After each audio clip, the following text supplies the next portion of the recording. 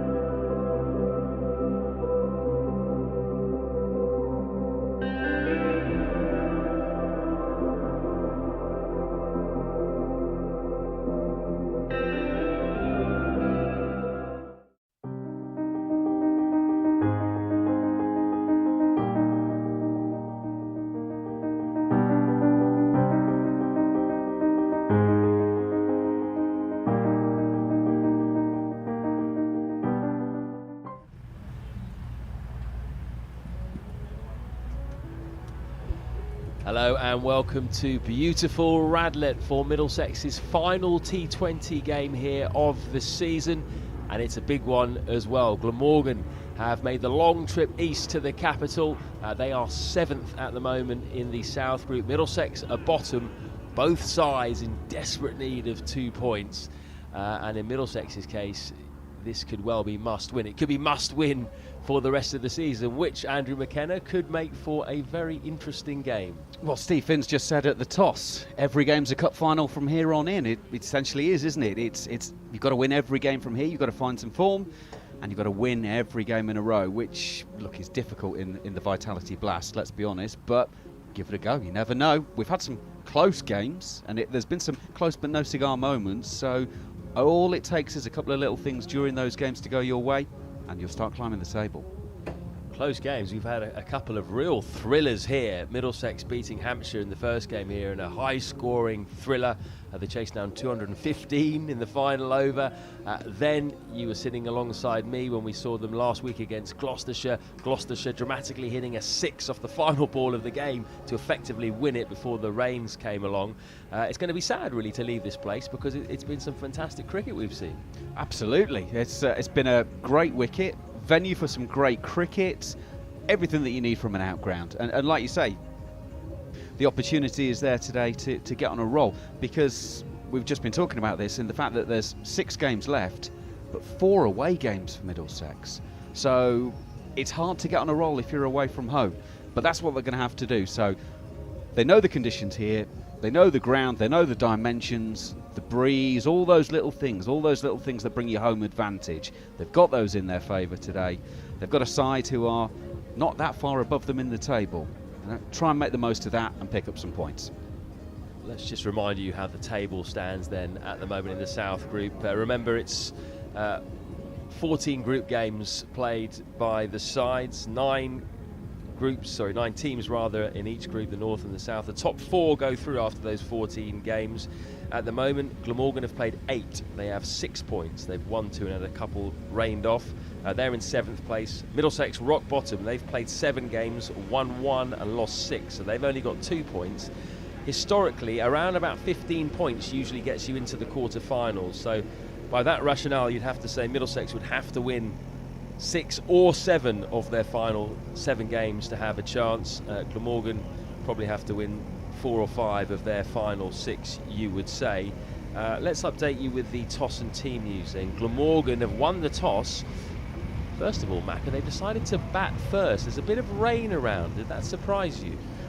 I think we're just so used to teams just automatically just wanting to chase.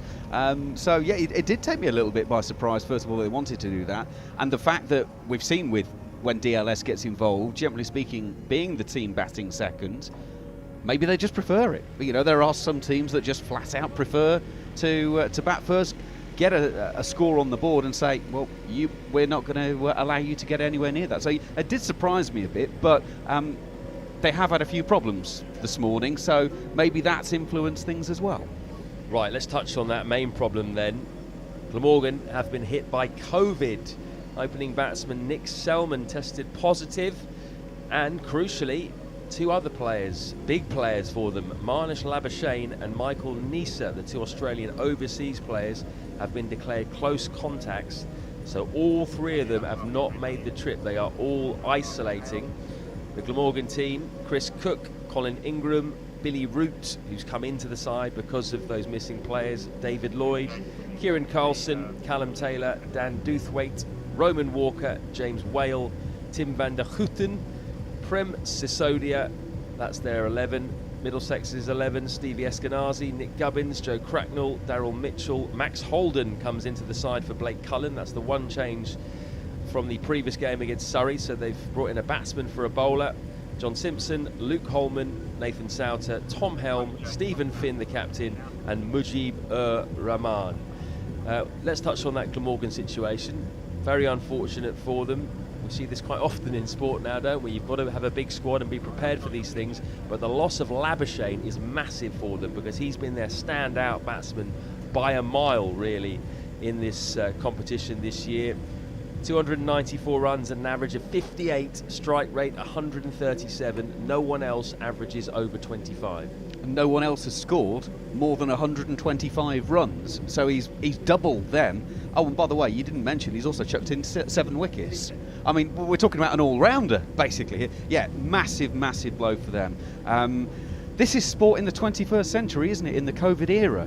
So it's difficult, but you kind of have to be thinking on your feet all the time. You have to travel with a bigger squad than you might otherwise have normally brought, and I guess maybe you even have people on standby at home just in case. I mean, it's not been easy for Glamorgan in recent times because they had 2 abandonments, as you say. So the game against Gloucestershire on the 24th of June was the first match they played since the 18th. It's the 27th today. They've played 1 T20 game in that period, so really really tough for them. But as I say, unfortunately, it's a world that we all have to live in. You may have noticed that Andrew and I are wearing similar clothing. We've got crew clothing shirts on. You've got a very nice jumper as well. You went for the blue, I went for the pink. I think that says a lot about our personalities, probably. But a big thanks for them anyway, to them for giving us some free stash. We never turn it down, do we? Crew clothing, yes, very kind. You don't expect to come to a game and then get reupholstered. Yeah, thanks, crew clothing. We'll be back in the shop, that's for sure. Right, Middlesex have got Mujib back in their 11. That is big for them. Chris Green has finished his stint as the overseas player. Mujib was the original signing, and he comes in. A bit of mystery spin. He's ranked number 5 in the world. Good player, isn't he? He's had such an impact during his time at Middlesex. He's such a good player. He's got that, well, it is that element of mystery, isn't it? That's what they call his bowling, and there is an element of that. Such a good player. He's got a big role to play. It's a different balance to the Middlesex team. I mean, there's a lot of spin in that team. You have to assume that's something they've picked up in the previous games here. But it's a balance that looks quite nice from what we've seen over the recent games. So out go the Middlesex openers. They've had to change things up with Labuschagne not in the side. Nick Selman too, he would have opened. But Middlesex have had pretty much a full squad to choose from.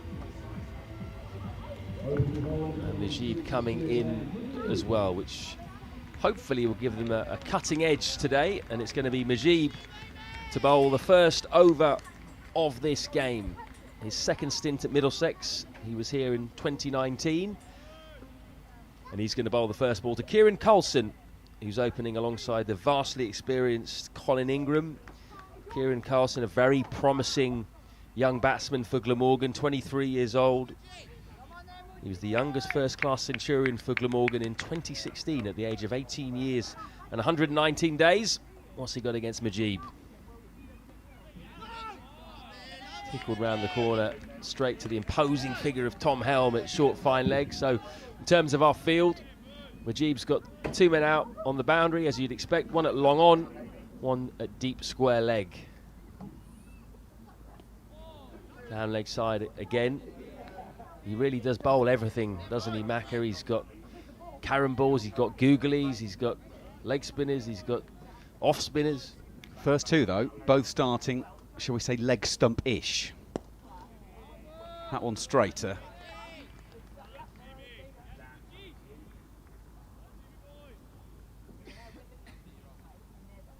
So it's a solid start, isn't it? It's a tidy enough start. A leg side wide, and now he's got the left-handed Ingram on strike.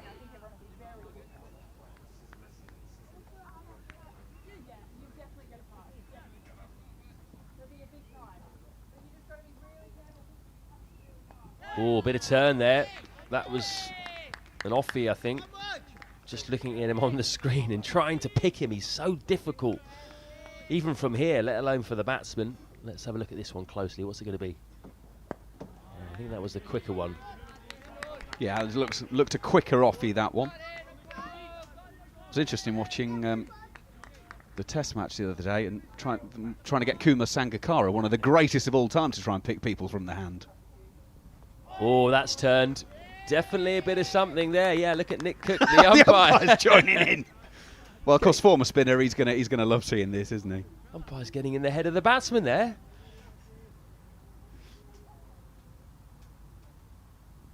Oh, and again, big appeal. He's gone. Nick Cook says yes. I don't think Colin Ingram agreed, though. Mujib is back, and he's back with a bang. Well, dream starts. You can't say more than that. First of all, he's got an over under his belt. He's got Colin Ingram, an incredibly dangerous batsman, out. And there's 2 runs on the board. I mean, that is about the perfect start. If Steve Finn had a dream about the first over of the game last night, I imagine it would look something like that. And Mujib will be really encouraged with that. A bit of turn straight away with the new ball, first over of the game. You can see clearly he beat Ingram a couple of times, and then the third time just induced a thin edge. Well, at least that's what Nick Cook, the umpire, thought. Don't think Ingram agreed, but that is a big wicket for Middlesex. Ingram's very much in the absence of Marnus Labuschagne, the main man for Glamorgan. Been there since 2015, got an excellent record, 400s he scored in his T20 career. And that brings David Lloyd to the crease. Again, in the absence of Marnus Labuschagne, someone that Glamorgan will be relying on to get them some runs today. Played his best innings of the season against Gloucestershire in the last game, 44 off just 22 balls. Strike rate 159 this year, so he's been going at it. Tom Helm to bowl.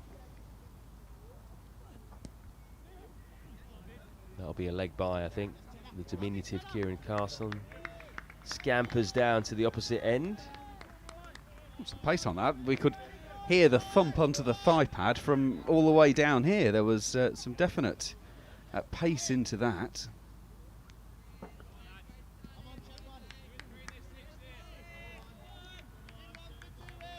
So Lloyd takes guard.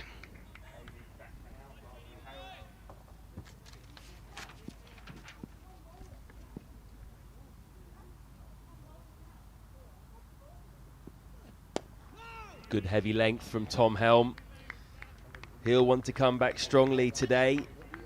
If you're watching the Middlesex Surrey game a couple of days ago, it was a heartbreaking end for Middlesex. Should have really won that game.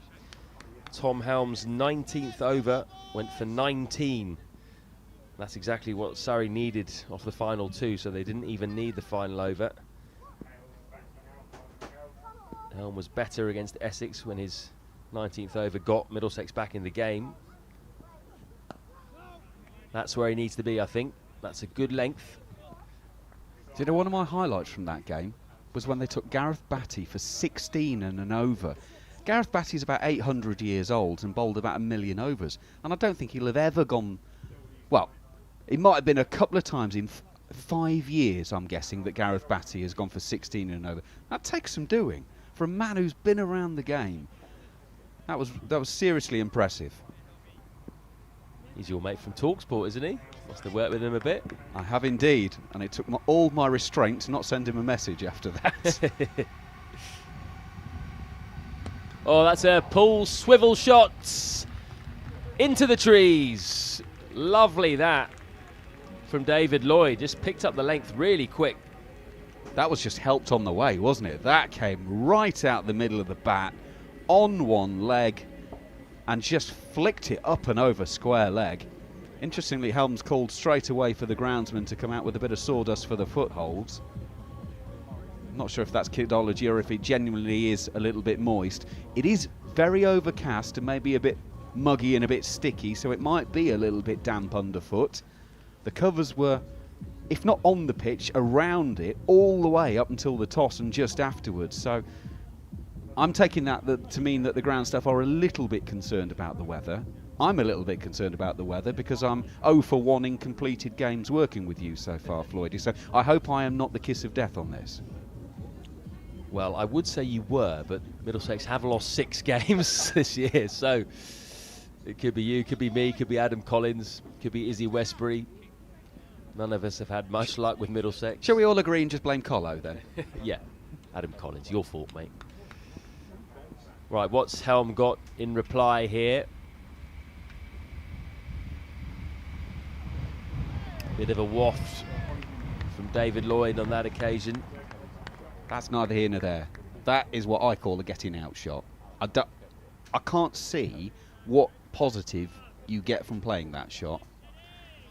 Either try and play it through the offside on the front foot or try and force it off the back foot. But that's sort of a little sort of flicky effort that, generally speaking, is slip catching practice, or to that man on your screen, Simpson, if you get it really, really fine.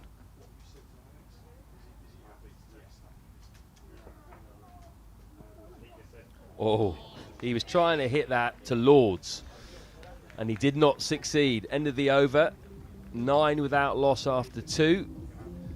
Decent one from Helm, that, apart from the 6. Yeah, absolutely. I mean, considering that one of them's gone for a maximum, that's actually, in terms of the scoreboard, a decent over, isn't it? Because first over went for 2, that's gone for 7, so it's not the worst start in the world.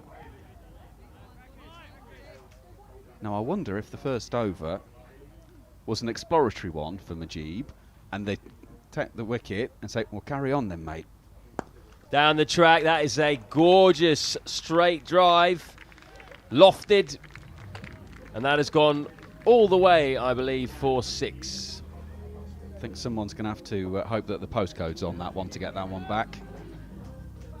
It's as if he's just made his mind up that thank you very much, but you're going. Carlson straight away got his feet into position, and of course with the fielding restrictions being as they are, as long as you make decent contact, you're going to get a boundary of some flavour. You got the maximum. So now we'll watch the ball get kicked back to the umpire. They can't touch it with their hands because seen a lot of balls being kicked over the last few days. Actually, a lot better than that as well by Luke Holman. But they can't touch the ball because it's been touched by the spectators, and then the umpire will have to sanitise it, and then it can go back in Majib's hand. Down the track again. Did not get that one at all though. So Carlson wants a piece of Majib. Not many people try and get after him straight away in their innings, but he's obviously confident. Carlson, top scorer in the county championship for Glamorgan this year. Breakout season for him.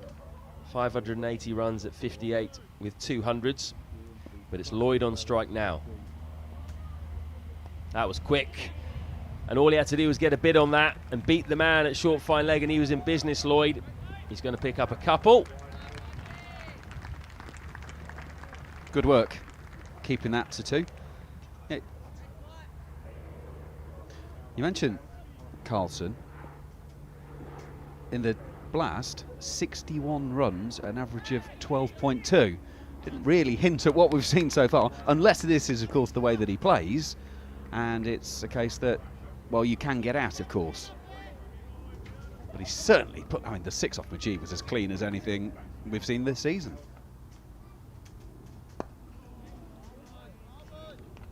Well, anyone, I think, who's willing to run down the track to someone like Mujib, the first 2 deliveries they face against him pretty much, is going to have to be brave and confident. Very hard to pick him, know which way it's turning.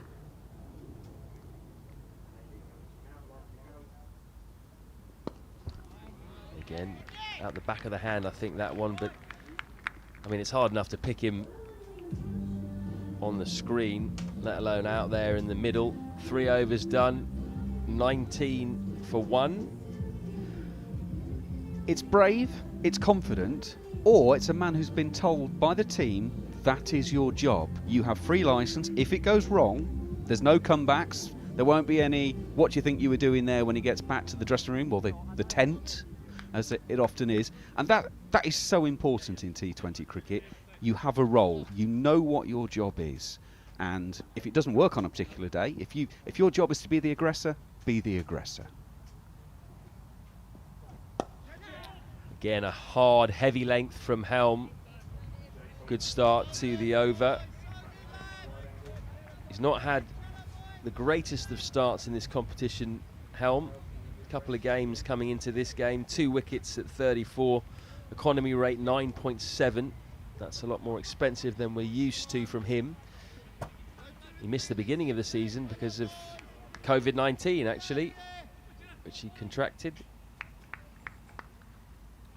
Might have needed a couple of games just to blow out the cobwebs, regain his fitness. Oh, he's gone big again. He hasn't got that, though. Finn's got a chance, running back. Oh, just couldn't quite get there. Q-ender, really, from Kieran Carlson. Finn was twisting and turning. At one point, we thought he might get there, but it just eluded him. The thing you can't quite tell from those pictures is that from the wicket, it's like an upturned saucer. The outfield is sloping down towards the boundary. So not only is Stephen Finn running away, and he's going to have to try and take that over his shoulder, but he's also feeling like he's running downhill. So you've got to judge that, judge the angle of the ball, and pick it out of the sky. It's far more difficult than you initially appreciate. Same again. This time Finn's got a chance, though. He hasn't got it, Carlson. Simple catch for the Middlesex captain. And they have their second, 22 for 2. Kieran Carlson's been aggressive, too aggressive. Played the shot, played it the one before, got away with it, got less of this one up into the air, and Finn able to go sideways across the angle on the turf and took a very comfortable catch. So 22 for 2. The sort of start that, in a way, Middlesex will be quite happy with. Glamorgan winning the toss and batting. They think they can set a target for Middlesex that they won't be able to chase down. And wandering to the crease. One of the changes that Glamorgan had to make today as Billy Root comes in.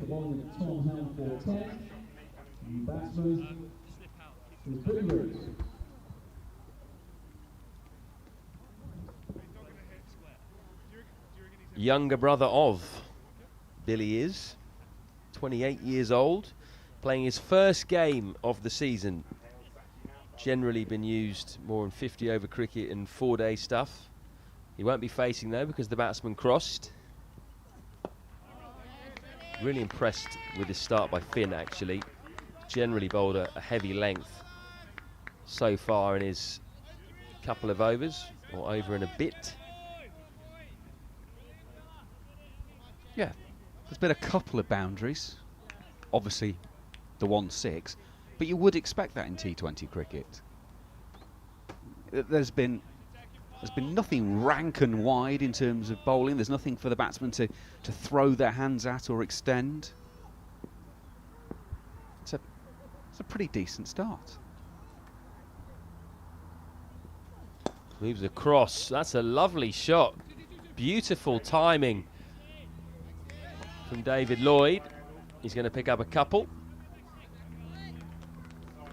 Lovely timing. As you say, just going across the stumps and just clipping it away. I mean, Helm hasn't done a great deal wrong with that. And it's been tucked away, and Holden does the fielding, sweeping around on the mid-wicket boundary. Nick Cook is doing an awful lot of looking around at the sky at the moment. Don't know if he can tell something that we can't. Just going to be one, I think. 2 men out on the leg side boundary when David Lloyd is on strike. And that will bring to an end the 4th over. 24 for 2. I'm hearing reliably from our cameraman Jake that there's a bit of rain in the air. Not what we need. Definitely it feels quite thick. The air, the cloud is low. Very light at the moment, I must say that. Yeah, you can probably hear the plane going over the small plane that's just sort of taken off from a few miles away, and almost as soon as it got up, it had disappeared into the cloud. So it is a pretty low, heavy, thick cloud that is keeping in the humidity. Wicket to wicket from Mujib into his 3rd over now. As the rain just comes down a little bit heavier, I would still term it only as light drizzle. Out the back of the hand, that one. Clubbed down the ground by Lloyd. Oh. Almost stopped by Luke Holman. Oh, look at the agonising look on his face. Almost could work. It just crept over the boundary. You can't do much more than that and not stop it. That was so close. Hit very, very straight, and he's quite wide. That was quick from Mujib. I think if we had a speed gun, that would have been 62, 63, something like that. Interesting that they've gone for 3 straight. He likes to bowl in the power play, which is fairly unusual for a spinner, particularly a mystery spinner, but that's very much his role. You like that though, don't you, from a spinner? Well, you're only allowed wickets in the You're only power play. allowed 2 outs, so you've got to have a lot of confidence. Not seen one turn really since his 1st over to the left-handed Ingram. See if he can get something similar to Billy Root. Oh, big appeal, that's skidded on. Oh, what is Nick Cook saying there? I think he might be saying he's hit it. He wasn't very happy with the appeal, I don't think. He's giving Mujib a bit of a lecture there. I think it might be for following down the pitch in the appeal. I think it's in effect not out, and that's a warning. Good tight stuff though from the Afghanistan overseas player. Good over. 30 for 2 after 5. Well, 6 and over. Run a ball with 2 wickets down. Great starts. And now the skipper looks like he's bringing himself on to bowl. But the rain just getting... Well, I was about to say it's getting a bit more steady, but actually it's just eased up, thankfully.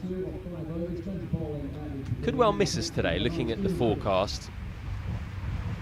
It's one of those 50-50 days. Steve Finn only bowled 1 over in the defeat to Surrey. Bit of a surprise that, I must say. He was the senior man. 51 needed from the final 4 overs. And he went with Luke Holman, the young leg spinner, who had bowled well up till that point. That over went for 22. And then Surrey were back in it.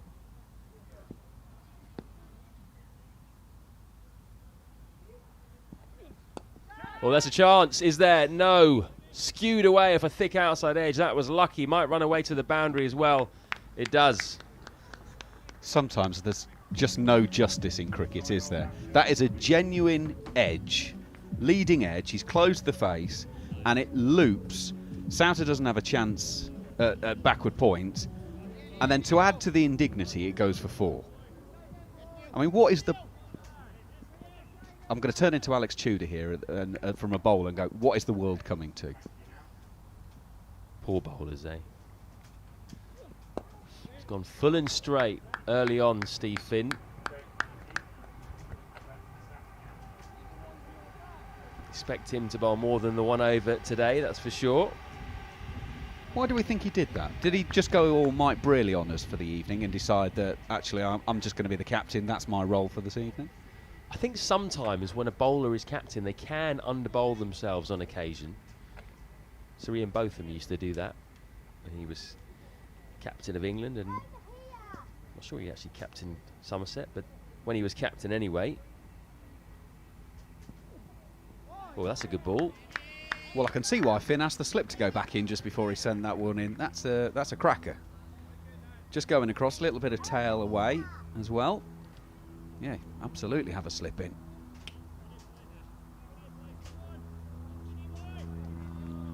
Billy Root, not really renowned for his T20 game. 32 matches in all, 372 runs at 20. Strike rate just 105. He's nicked that, and he is out. What a classical dismissal that was. Just like watching Stephen Finn in a test match. Nice pouch as well from Stevie Eskenazi. Middlesex in business here, 35 for 3. And that's why you put the slip in. It's exactly that. That was genuine Red Bull cricket. Stick it on a length, bring the batsman forward, edge, caught at slip. Excellent start this from Middlesex. Really, really good start. This is the final over of the power play, and Glamorgan are 3 wickets down. So yeah, this is exactly what we're looking for. The umpires, by the way, just while you're watching the batsman changing and Cook coming out to the wicket, they were just having a little conference together. But it does feel now, actually, that we seem to be safe for a few minutes. I'm looking around and there are a couple of umbrellas up, but certainly not as many as there were 10 minutes ago.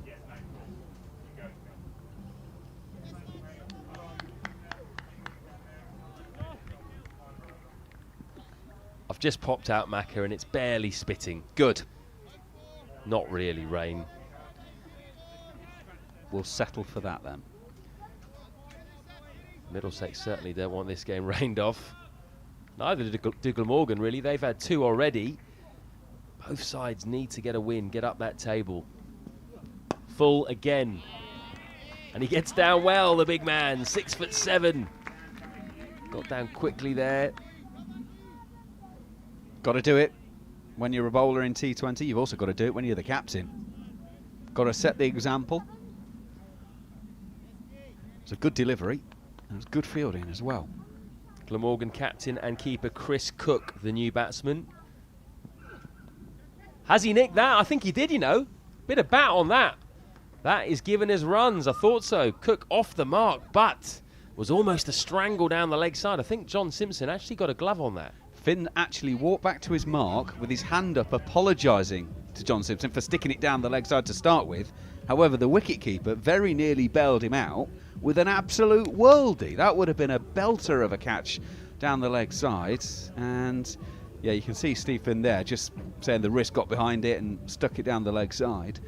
But I tell you what, if an hour or so ago you'd have offered Stephen Finn 39 for 3 after the power play, I think he might well have bought that off you for quite a decent price. 100%. I think Middlesex and Stephen Finn will be really happy with this start. Daryl Mitchell's into the attack. Overseas signing, who started well. Took 3 wickets in his first game. Also scored runs. Scored a 50. A valuable one against Surrey a couple of days ago. That's in the air. Not going to carry, though, to Luke Holman, who's now out on the boundary on the leg side. The field is spread. We've got 3 men on the leg side boundary.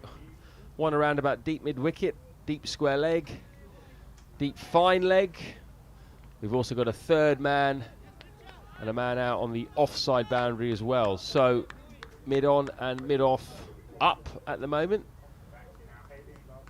David Lloyd's got some power, because that was a flick, and that's landed 2 yards inside the rope. Daryl Mitchell can swing the ball. More known really as being a bowler in the longer format, a genuine all-rounder. Seems like he's been a good signing already. 29 against Essex on his debut, along with 3 for 24. Bowled the last over and almost pulled off a stunning come-from-behind victory for Middlesex. 3 wickets in that over. Unfortunately, the last ball went for 4, and Essex won. Might there be 2 here? No. Finn came in, sorry, Helm rather, came in quickly there to make sure it was just the single. And then Mitchell with the bat. He didn't bowl actually against Surrey, surprisingly. 58 off 36 balls at the Oval. So he's taken no time at all to hit the ground running. That was some innings, wasn't it? Very, very clean striking. That's going to be a wide. Went for the effort ball. Short. He's not got genuine pace, Mitchell, but I think he thought that he would catch the batsman by surprise there. He wouldn't have been expecting the short ball. He's got a famous dad, hasn't he? Who you know all about, being a rugby man. Absolutely. John Mitchell, ex-All Blacks head coach. Yes, currently with the England setup, and was meant to be at work as we speak. Was going to be in charge of the England Day game against Scotland Day, being played at Leicester this afternoon, but unfortunately the Scotland team returned 3 positive COVID tests, so they had to call the game off. That almost happened in this game actually, with the 1 COVID positive tests in Nick Selman, and then Marnus Labuschagne and Michael Nisa having to isolate because they were deemed as close contacts. Had there been 1 or 2 more, this game may have been called off. Could have asked you to play for them. Quickly get you registered, get you some kit. I'm a Middlesex man, mate. That's good fielding. I didn't say you were going to play well for them. Well Double done, agent. Souter.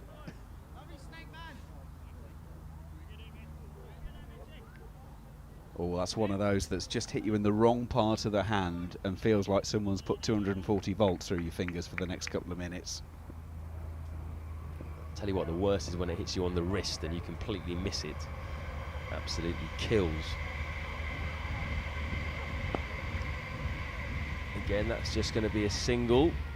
Decent start with the ball by Mitchell. 7 done. Score has moved up to 45 for 3. 6 off that over, 9 off the previous. This is really tidy stuff. So 45 after 7. This is exactly the kind of start that Middlesex would have been wanting. Less than 6.5 when you take into account that the majority of those have been in the power play on a ground that is very quick scoring. The wicket today compared to the Gloucestershire game is more in the centre of the square, so the leg side boundary, as we're about to start this new over, isn't quite as short as what it was previously. Pick up from Lloyd. Has he picked the man out? No. Oh, he's been done there. The fielder on the boundary, done by the spin. Who was it? I think it's Cracknell out there. Can't quite make out from here. I think I saw an 8. Is either Cracknell or Gubbins? It's Gubbins. He's an all-rounder now, Nick Gubbins. 4 overs, 1 for 22 against Surrey. Where'd that come from?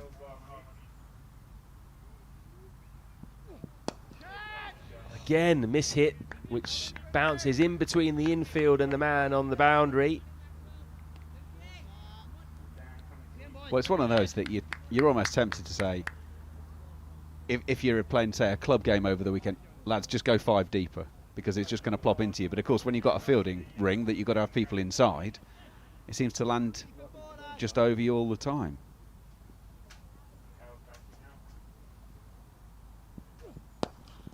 Good power, just a bit of a flick of the wrist from Cook. Again, Finn gets down well. Quite an interesting stance, the Glamorgan captain. He's very open, but he does move his left foot just at the last minute, and there's a bit more regulation as he strikes the ball.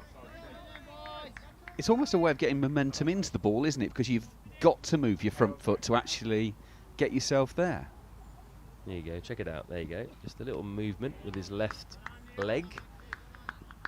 Good bit of pace from Finn, wraps the gloves. I mean, it's not quite Dom Sibley territory, or for those who are slightly older of a vintage, Kim Barnett maybe, but... Do you know what? I played against Kim Barnett once, and I couldn't believe how bizarre it was. He was almost like facing square leg. Standing at square leg, he was facing you, and then he just moved around and faced the bowler as he was coming in. It's going to be a wide, I think. Yeah, growing up in the East Midlands, I had a few days at the racecourse ground. One, freezing, but B, watching cricket, and so saw a bit of Kim Barnett live, and it takes some getting used to.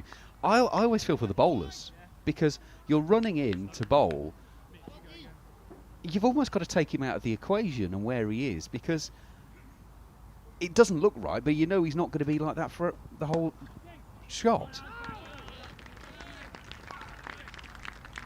You contrast that with the way that Lloyd sets up. He's pretty still, actually, when the bowler comes in. If anything, he almost takes a very slight step back to sort of open up and give him the opportunity to hit through the offside.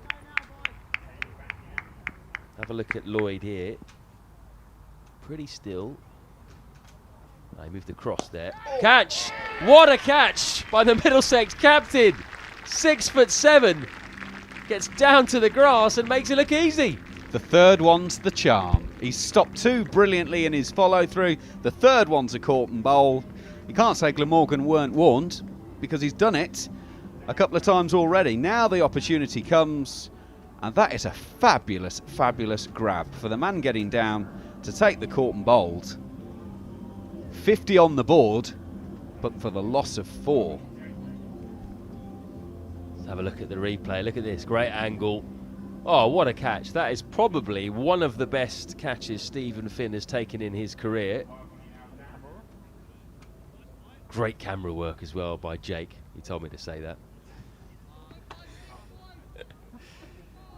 Stephen Finn is going to be talking about that catch for the rest of the evening, I guarantee you. New batsman is Callum Taylor. Glamorgan are in trouble here. 23-year-old scored an 88-ball century on his first-class debut against Northants. Only played 2 games so far this season. He's batted down the order generally, and overall just 13 games, strike rate 87, so not quite got going in this format yet. Mitchell continues. Could be 2, just the one to Majid.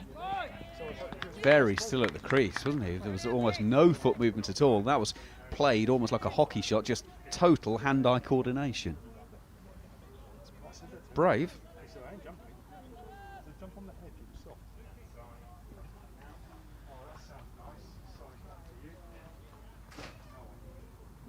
So what does Glamorgan do here then? Need to rebuild, but they can't afford 3 or 4 overs, not scoring too many. Taylor's first ball does well, gets off the mark. Middlesex really holding all the cards from here. This has been a high-scoring ground. 215 chased down by Middlesex against Hampshire in the first game here. And then in the thriller against Gloucestershire, which Middlesex lost, the home side made 179. Gloucestershire just getting there by 2 runs, according to Duckworth Lewis. So that game, the side scored about 9 and over. Again, tip and run.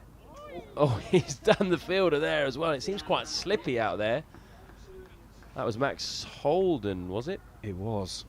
And that's the sort of thing that gets umpires nervous, because we have got a little bit of drizzle in the air again. And that is the sort of thing that will just get them twitchy to say, because it's all about danger, isn't it? The first question might be to the fielder, actually, you have got spikes on, haven't you?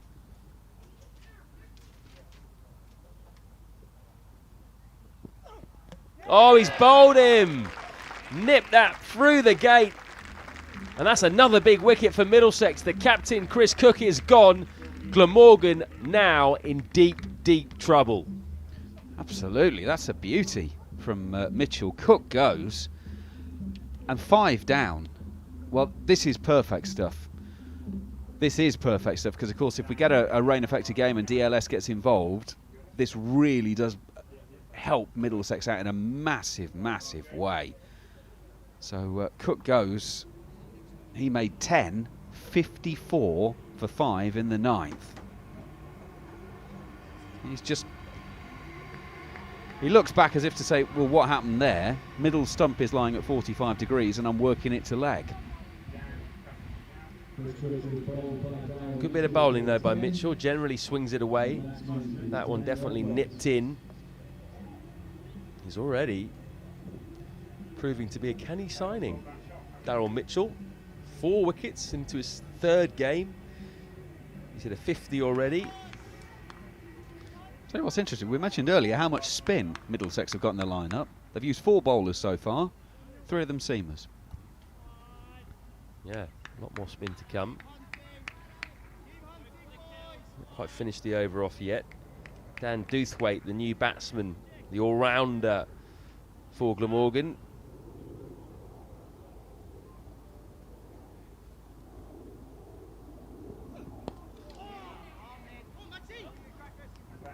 Does well. He's off the mark then. We are now not quite through 9 overs. That was sort of outside portion of the bat, wasn't it? Again, just a little bit leg side of it.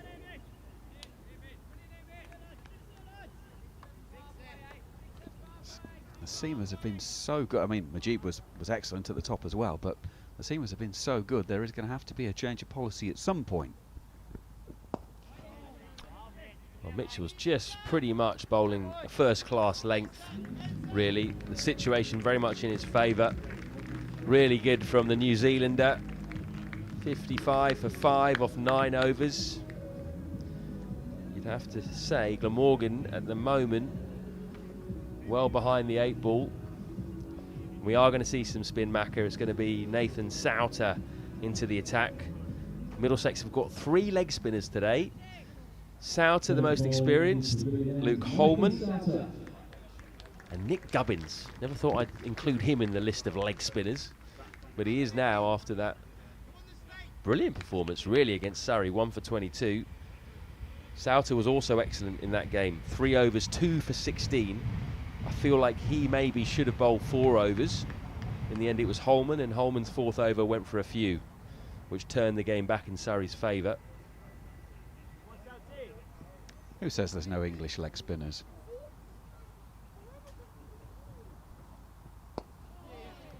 Well, he's kind of English, Souter, isn't he? He's an Australian, really, but I think we've we've commandeered him over onto our side. We'll call him English. Has been around the Middlesex setup for a long time. Big part of this T20 side, white ball sides in general.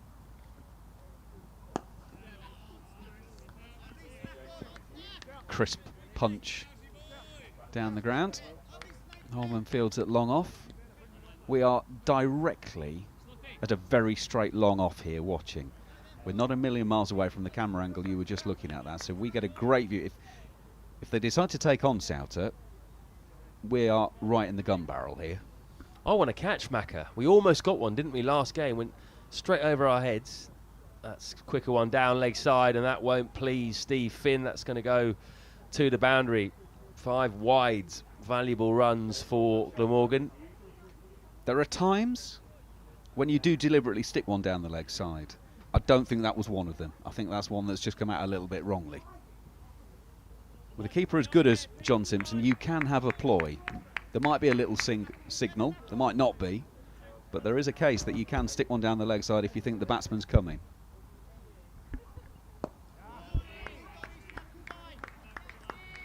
Middlesex don't need to try anything too funky here, really. They know the Glamorgan are under pressure. will be a bit reticent to play the big shots, you would think, at this stage. Just got to bowl a good length. Don't give any width, really. Just keep the pressure on. Completely agree. Don't outthink yourself. Don't overcomplicate it. You got the opposition 5 down halfway through their innings. You can't ask for more than this. Just keep doing what's got you there. Oh, that is a Jaffa. That has turned. Taylor trying to work to leg. Turned so much, really, that it deceived Simpson. A bit of bounce, too. Might have been half chance. A sniff maybe at a stumping there. I think Taylor had just kept his back foot in. Oh, and that one almost beats him on the inside edge. Good bit of bowling by Souter. Perfect time to stick in the Google, that one, wasn't it? You've just given him the big leg break before, and it's beaten him all ends up. So you stick in the Google, and yes, takes the under edge, inside edge, and trickles out on the leg side. So that is the halfway mark. 64 for 5. Glamorgan winning the toss and batting. 1 for Majib, 1 for Helm, 2 for Finn, 1 for Mitchell so far.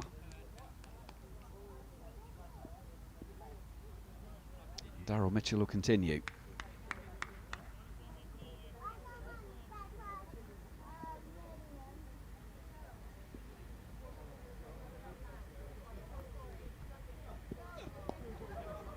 Just a little bit too leg side-ish on that occasion. Callum Taylor able to clip it to long leg for a single.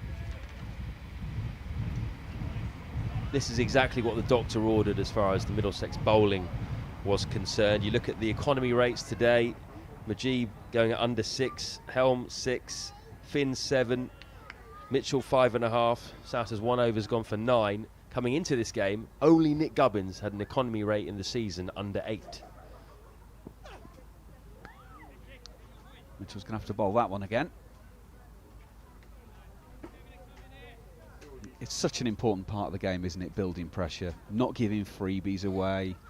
You know, if the batsmen want to get 10 and over, then make them take risks or play a brilliant shot. Sometimes you have to hold your hands up and say, too good for me, you know, you've played a shot brilliantly there. But don't give them anything for free.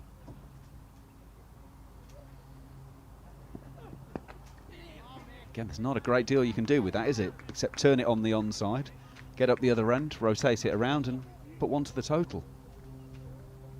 And all the while, balls are being eaten up in this Glamorgan innings, but they haven't got too much choice now. 5 down. They just could do with a bit of a partnership and then maybe launch in the last 5. Well, they're scoring at effectively 6.5 and over at the moment. That will bring 1. Are they going to scamper 2? No, so it will be just the 1. So you're talking a score rate of sort of 140. Well, Middlesex have been regularly making around the par for the league, sort of the 170, 180 mark. So they'd be confident of chasing down a total of something of that order. Only 3 4s and 2 6s so far in this innings. And that won't be another boundary, it's just another single to mid-on, push and run cricket. Yeah, David Lloyd hit 2 of the 4s and 1 of the 6s.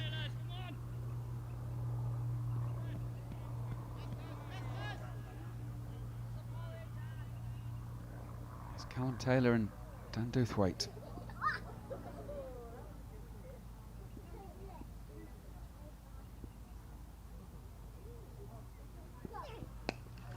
Back foot punch. Again, straight to the cover sweeper. Gubbins not going to make a mistake there, and it's just a single to the total. And that's a familiar sight, really. It's been pretty much all singles. In fact, Glamorgan haven't hit a boundary marker since the 6th over. So they haven't struck a boundary since the field has been spread after the power play.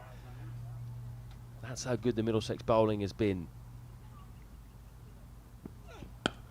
And as a result, you have to start taking chances, and that will go all the way over long on. That will go for 6 and into the bush. He's a powerful young man, Dan Doothwaite. He's scored a first-class 100 before.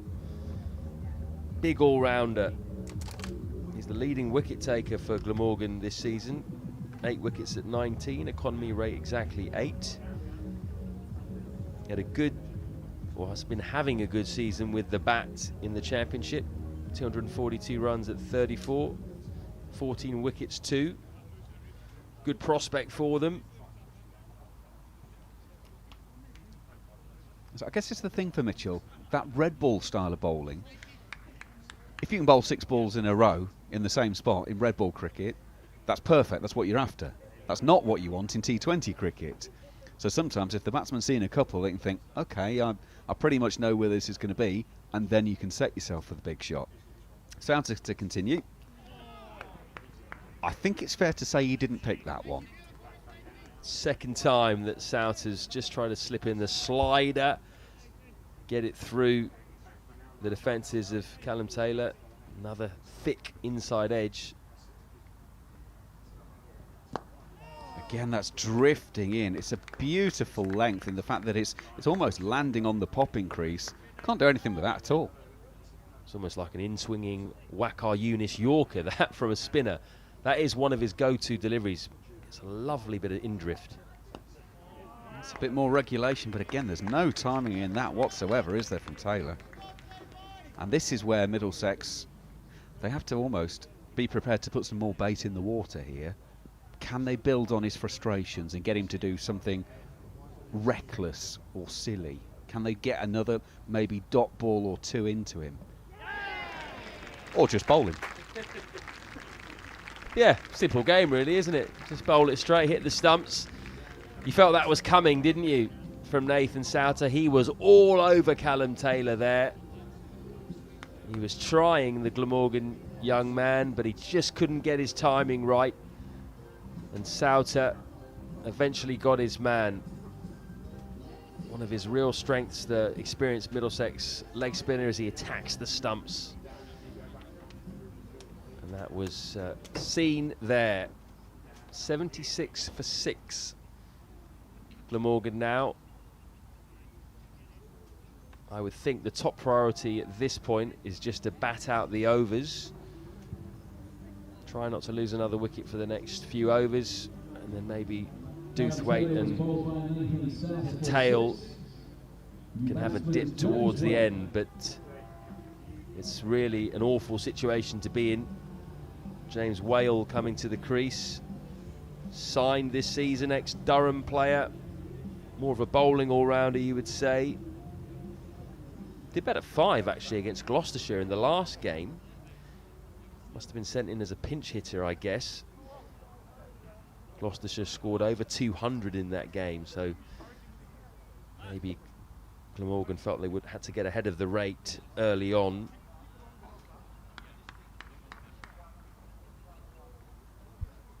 Yeah, 40 runs this season. It's an average of 13.3 in this competition. Left-hander, so Souter's just getting the field exactly where he wants. Long on, mid-wicket, square leg, all out on the boundary leg side. There goes Souter. No problem with that. And one more to finish off a very tidy over.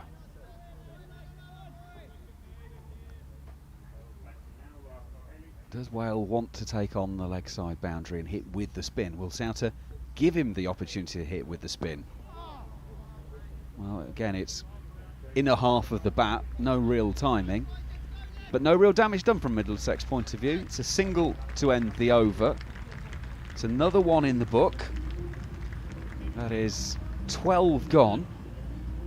77 for 6.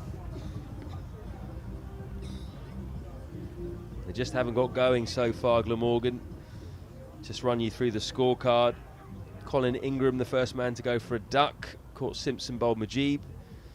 Kieran Carlson, the other opener, made 10, caught Finn bowled Helm. 35 for 3 when Billy Root went for a duck, nicking off to Stevie Eskenazi at slip. Finn the bowler there. Finn then took a brilliant caught and bowled to get David Lloyd, who's the only batsman to spend any time at the crease so far. 29 of 25 balls for him. Then it was 54 for 5. Chris Cook, the captain, bowled by Daryl Mitchell for 10. And then Callum Taylor, 6 off 12 balls. Bit of a struggle for him. He was bowled by Souter to make it 76 for 6. And Mujeeb is going to bowl out. He's bowled 3 so far.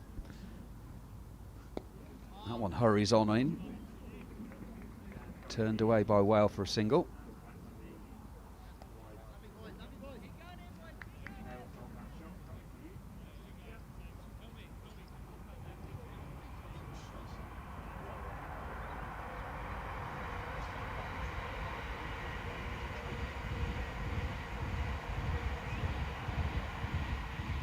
General shuffling of the field for Doothwaite.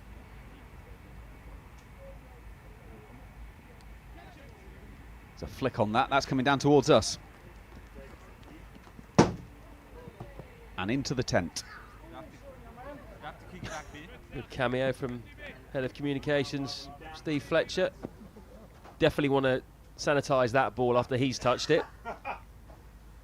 Yes, I noticed. That was given a disdainful kick by Souter, wasn't it? I mean, he has to kick it, but he doesn't have to do it quite so disdainfully. Looked like the leggy, didn't it, from Mujeeb. He bowls a lot of googlies, actually, more than leggies. That might have been a googly. That looked leggy-ish. Outside half of the bat coming forward. Pushed into the offside, no run. He often flicks it out the front of the hand almost, and it turns away from the right-hander, almost like a carom ball. Straight. He'll do the fielding himself and do it well. 1 for 22.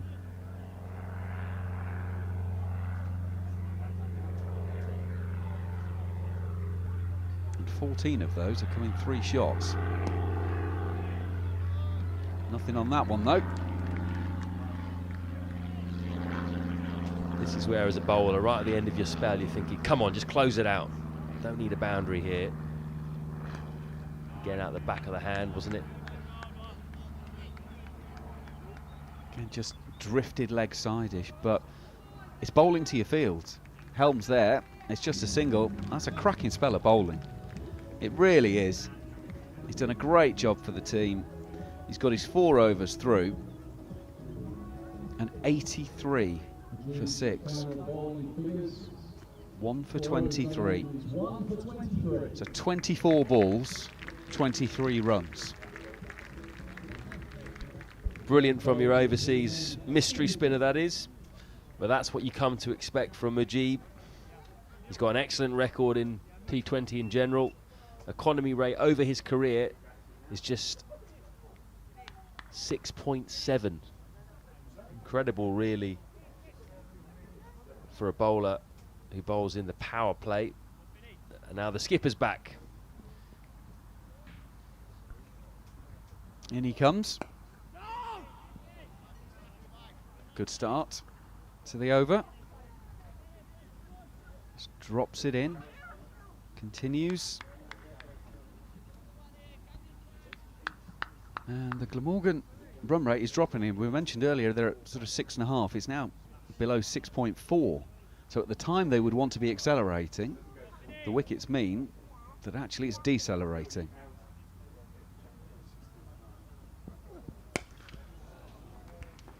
Well, as I was saying. Yeah, Doothwaite had enough, I think, of just blocking. He realises that you can only really take stock in T20 for a few balls. You can't afford to take your foot off the gas for too long. But that's the situation that Glamorgan are in at the moment. It's such a tough one for these batsmen to try and gauge the pace at which they should go about things. Is that the first signs, though, of Dewthwaite saying, right, I'm pressing the accelerator now? What's Finn got to come back with? That's decent. Doesn't get any love from Tom Lungley, the umpire. Too high. He's a tall man, Finn. So's Dewthwaite. Hit him above the knee roll. Bowling well though, Finn, isn't he? Couple of wickets already. Brilliant caught and bowled. Flicked into the leg side, but again, should only be one unless there's a misfield. And indeed, Nick Gubbins does the job cleanly enough, so it's just one more and ticks along.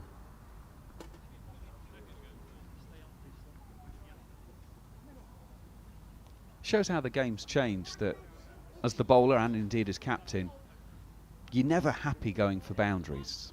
But actually, they've been so infrequent, you think to yourself, okay, get that one out of my mind. I'm going to get back on my line, back on my length. One boundary's not going to be terminal for us.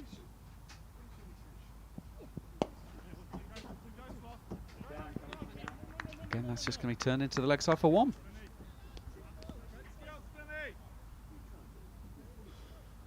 Interesting. Finn had mid-on and mid-off up there to Whale. 3 men out on the leg side boundary. So the plan clearly to him is, or should be anyway, not to pitch anything up to him so he can hit you over the top. Whereas to Dewthwaite, they've sent both mid-on and mid-off back because he seems to be strong in that area.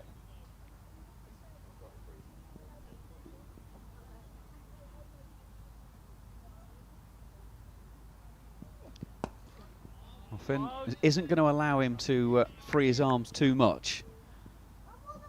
And it's a single to finish with. See, Finn's actually a bit frustrated, I think, that he's given away a single there, but it is certainly not the end of the world. 14 have gone and only 90 are on the board. 6 wickets are down, so 7 from the over. We're about to start number 15, so 6 overs to go. The innings, they're going at, as I just mentioned, it's under 6.5. So we're talking about 36, let's call it 50 at this rate. Well, that's 140. That shouldn't be enough on here today, you would have thought. So something special's got to happen here for Middlesex to leave this field thinking something's gone wrong. South just had a change of ends. Coming in from the Salters field end now. Low full toss to start with, which is often not a bad delivery. It's hard to hit, and timing it isn't the easiest. And they frequently take wickets, don't they, low full tosses? Especially for the paceman. Caught out in the deep or something like that. So what South are going to do here, bowling at the left-handed Whale, that's the shorter boundary over on that side. Is he going to just bowl sliders across him? Try not to give him the opportunity to hit with the spin too much to that short side. Well, there's only one sweeper out on the offside, so it implies he's going to be relatively straight. But that's straight to Majib. The protection is all on that leg side. Now, as you say, you could just go straight across him and take the leg side out of the equation. There you go, hung it outside off stump. That really drifted. Well taken by Simpson as well. And I think that might be the sighter for the umpire to sort of establish the line. Again, just good cricket, this, isn't it? There's nothing hittable in terms of dangerous stuff, and it's just keep it ticking over. Get Whale to get frustrated. Oh, that's a little bit of air. That's a problem, and that's going to be a problem for someone in the car park. That was just unfortunately in baseball terms, a belt-high breaking ball that stood there and said, please hit me. And in cricket terms, probably a pie, you'd call it, which was consumed with delight by James Whale, one of the few genuinely bad balls we've seen bowled today. And that went a long way as well. I think it might take a while to get that ball back. It's gone into the car park. Tom Lungley's actually decided he's gone straight to the box of balls just next to us at the over the boundary behind the stumps. He's come trotting down and just said, well, we'll just go and get a new one to start with. Which might disappoint Middlesex, because they were probably quite happy with the way that that one was going, until that delivery anyway.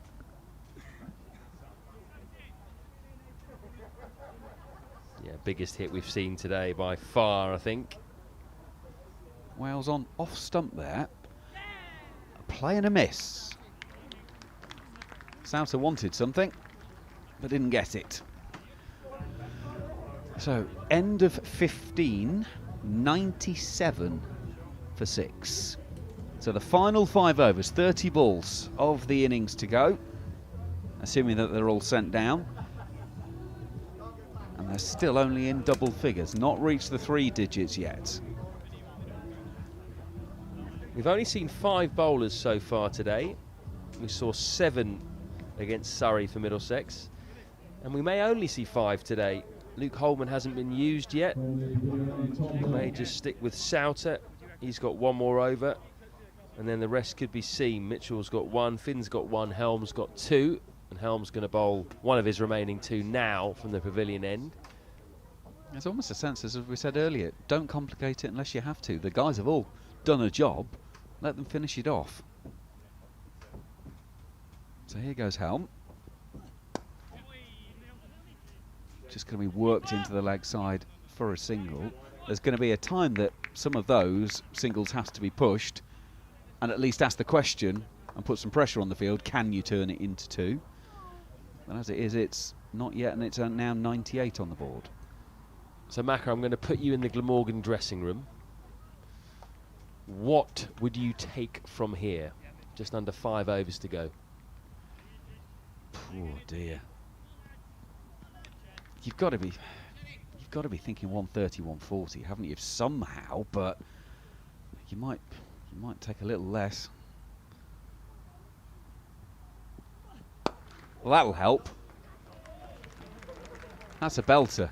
Mid on and mid off on the edge of the circle. And Mitchell's going to have to climb over the hoardings and reach over and gather it. Stand and deliver from James Whale there. Just hit that straight as an arrow, didn't he? In fact, it almost went into that pile of sawdust, which would have slowed it down.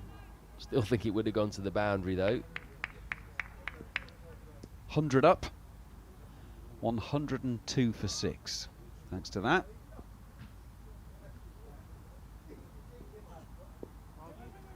Goes pace off to counter Helm. He'll be disappointed with the way that he bowled against Surrey, not just at the end when he went for 19 in that 19th over, but at the beginning as well, when he was hit for a couple of big 6s by the hard-hitting Will Jacks. I think he just bowled a bit too full, perhaps. Just gave the batsman length, which they tucked into. It's hard to find a spot to bowl to Will Jacks, isn't it? You have to be absolutely on the money. That's in a slot to be hit, and that is hit very, very hard. Someone's on a recovery mission for that, if they can stop it. Made a good sound off the bat, that did. Really nice crack. This is the best over for Glamorgan in some time. 2 boundaries now from Whale. Exactly what they need to get going. Helm again, bowling length. Wonder if he's going to bang this one in. He's got lots of cover on the leg side. 4 men out on the leg side boundary. It is short. Daryl Mitchell down in front of us at long on was very happy with that. Well, that's what his field is set for. There's no one on the single on the leg side. He's got a long on, a cow corner, a deep square leg, and a fine leg on the boundary. It is set for short bowling, this, on the long side. Daryl Mitchell has just posed the question to the dressing room, because I've just been watching his body language. He's asking, far end, should it be seam next over, or should it be leg spin for the left-hander? We'll find out shortly. Back of the hand from Helm, and that will finish that over very nicely indeed. So 106 after 16, 9 off the over. A little bit of momentum, so we'll get the decision. 12th men are running out with a helmet, which would imply that it's for the wicketkeeper John Simpson, and therefore it is going to be the spin option. So this will probably be the last over of spin that we see from Middlesex today.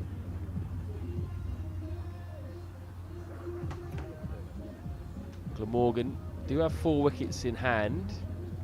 So is this where they really press the go button? Running out of time here, 24 balls. Is it the spinner they need to target?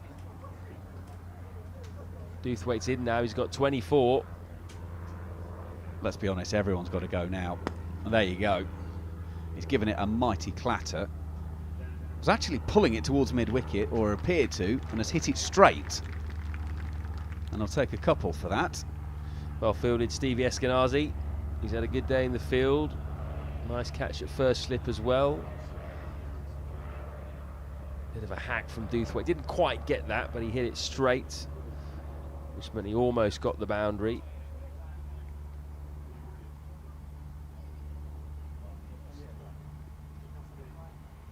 I don't think there's going to be much air here from Souser. Doothwaite gives it a hit down towards long on. But again, bowl to your fields, and it's just a single.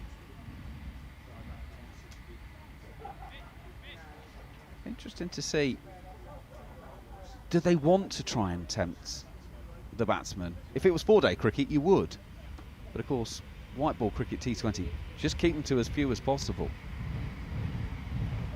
Left-hander on strike with the short one. Almost a return catch. Oh, that's ridiculous. I can't believe that has gone for 4. That's caught and bowled 4. Wow, that is a good bat James Wells got, and he's got some power, let me tell you. That was a leading edge, really. Just flew off the bat past Nathan Souter, who almost caught a sensational one-handed caught and bowled, and then it dissected both long on and long off. Wow. Souter's got hoiked into the leg side on this occasion. Mitchell will return it with 2 more taken. I think Wales got to do that here. I think he's got to target that short boundary, get across his stumps and just heave to the leg side. He won't need to get all of it to get it over the boundary rope. Like we said, it's what have you got to lose territory now, isn't it? 115 on the board. That's a beauty. That's, well, Nick Cook's going, what are you appealing for? Well, Simpson and Souter are absolutely convinced he's hit that. I must say, I thought I heard a noise, even from our position down here at pretty much behind the keeper. It did sound there was feel like there was a bit of a noise, maybe an under edge. Was it bat on pad on the way through? Anyway, Nick Cook wasn't having any of it, and as a result, lean back and larrup. That was very well hit, over cover, and surprise, surprise, the bowler's got a double teapot on, saying, well, thank you very much, you should have been walking back to the pavilion, and you're not. It's the end of the over. It is 119 for 6. Could be quite an important moment, that. A really good partnership, this, for Glamorgan. It's up to 43. The highest partnership by a distance in this Glamorgan innings. 3 overs to go now, and they've now got a realistic chance of getting up to about 150. If they get 10 and over from here, that'll be 149. And And that would give them something to bowl at, that's for sure. They've batted sensibly, these two. Just hit the bad balls when it's come along without going too hell for leather and losing a wicket. The skipper then. Oh my goodness, that has gone and gone and gone. Bosh! Stand and deliver again, this time from Doothwaite. He's got some power too. That was in the slot though from Stephen Finn. Doothwaite just swung through the line. First ball of the over. It's really what you try and avoid, because it sets the batsman up. He feels like, well, I've got 6, so I've now got a bit of licence for the rest of this. Can I make this the big one? Well, that's carved away. And that's now 10 in 2. This is the over Glamorgan were desperately needing. Yeah, well, still 4 balls to go, and they've taken 10 off the first 2 deliveries. All of a sudden, just a slight shift in momentum in this innings, with Glamorgan having higher aspirations now. Who knows? 160 could be within reach, and that really would send them into the chase on a high. It's looking a long way off, wasn't it, at 76 for 6. These two have put on 53 now. It didn't seem likely, possible. Fair play to Glamorgan. Oh, Stephen Finn has pulled the pin out on that one, hasn't he? That's a real great, slower, floaty one, but perfectly landed. Very easy to get that wrong. And yeah, sorry lads, I'll go back to the end of my mark for that, but that was perfect. Yeah, when Finney bowls a slower ball, he really does take the pace off, doesn't he? There isn't a subtle change of pace, it's a genuine slower ball. That one wasn't. Oh wow. I have some of that. That was quick out of the hand and quicker off the bat. It's like Viv Richards, that was. My God, quick hands from Doothwaite. And he has absolutely whacked that out the ground, over the trees. Forget that. The umpire's going to get another spare ball. They're not even going to look for that one. Well, the only good news for that is I didn't hear it crash when it came down, because that was car park territory. Did you see the clip, by the way, doing the rounds on social media during the week of the guy playing, I forget which league it was, hits a 6 over mid-wicket, you hear a crashing sound, and he broke the window on his own car. I mean, what are the odds? He stood there, it was like hands on head, what have I done? As obviously everyone else in the ground just dissolved into laughter. Yeah, I wonder how many times that's happened in history, both in club and professional cricket. Probably not many, as you say. I mean, to break a window, yes, but to your own? Is that good luck or bad luck? Probably good luck for your insurance company. Well, Finn will be happy with that. There's just a single off that.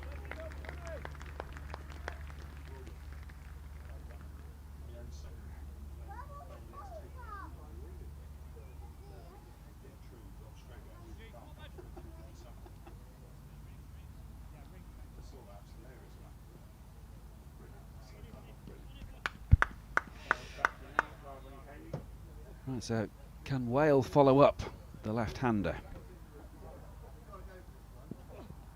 That's ours. No, it's not. That is miles over our heads. He can follow up. Where'd that go? That go into hospitality? I think it might. It went over hospitality and has landed just shy of the hedge that's at the back next to the portable toilets. That's the Knight Frank hospitality tent. I think a couple of the estate agents thought they might have had a catch there, trying to get round the back.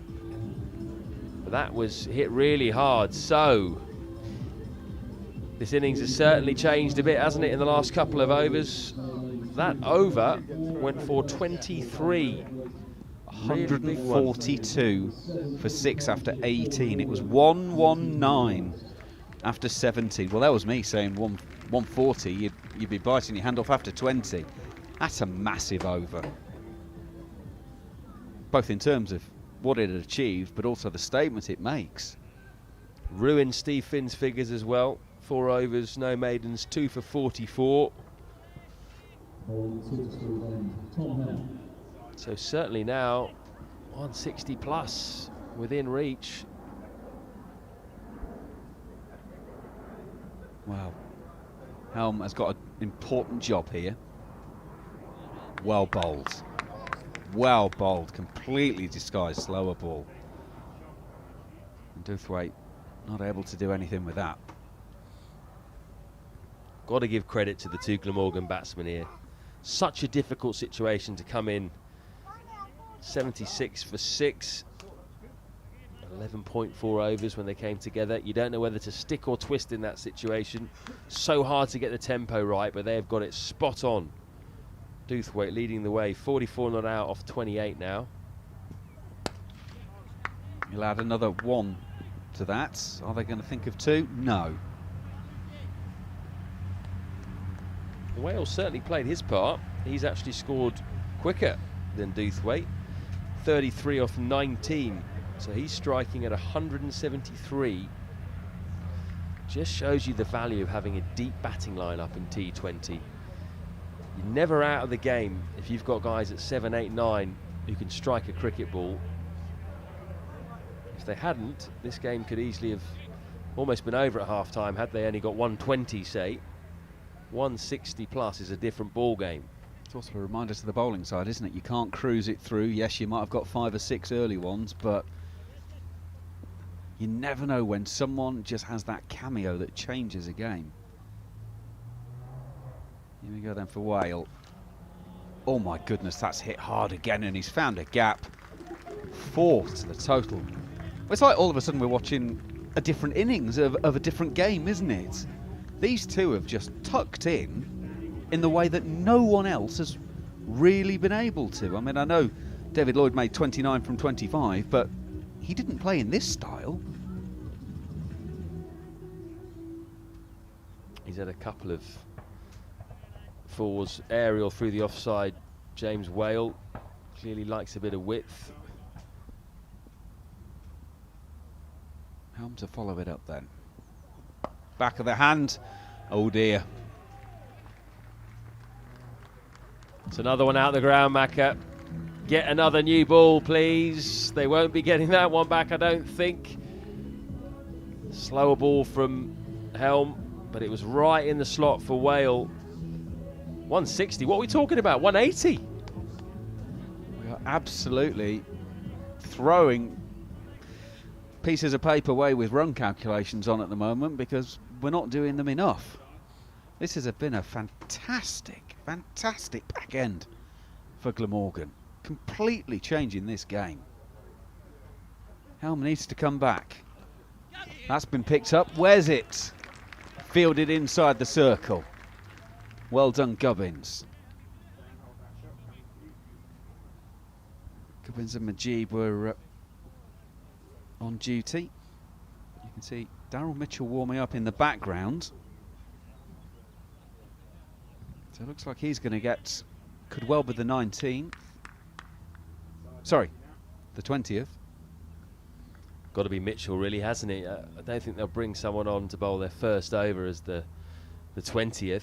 And Mitchell did bowl the final over of the game in the run chase against Essex. Perhaps not someone you'd expect to be a death bowler, but he picked up 3 wickets in that game. Almost won the game for Middlesex. 4 needed off the final ball, and Simon Harmer luckily edged one past short third man to get that boundary. That's gone high. Who's underneath it? Unfortunately, not able to hang on.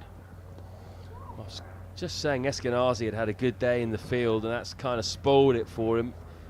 Did the hard work, had to backtrack quite a long way and quite quickly, which is hard to do, and then get his hands up. He got in position, but he just couldn't hold on.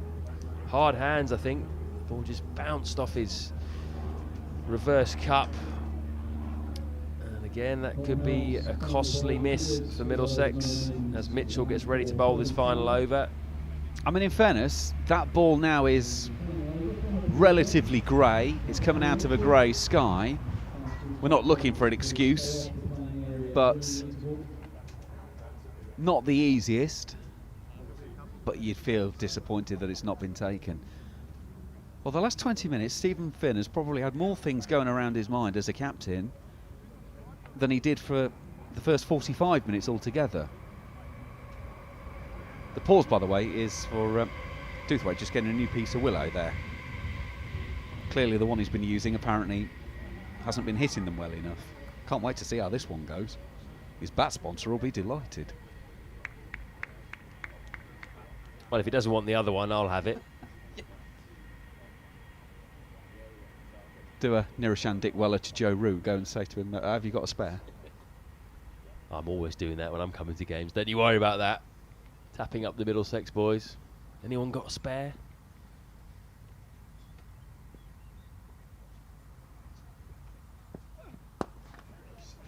Will that carry?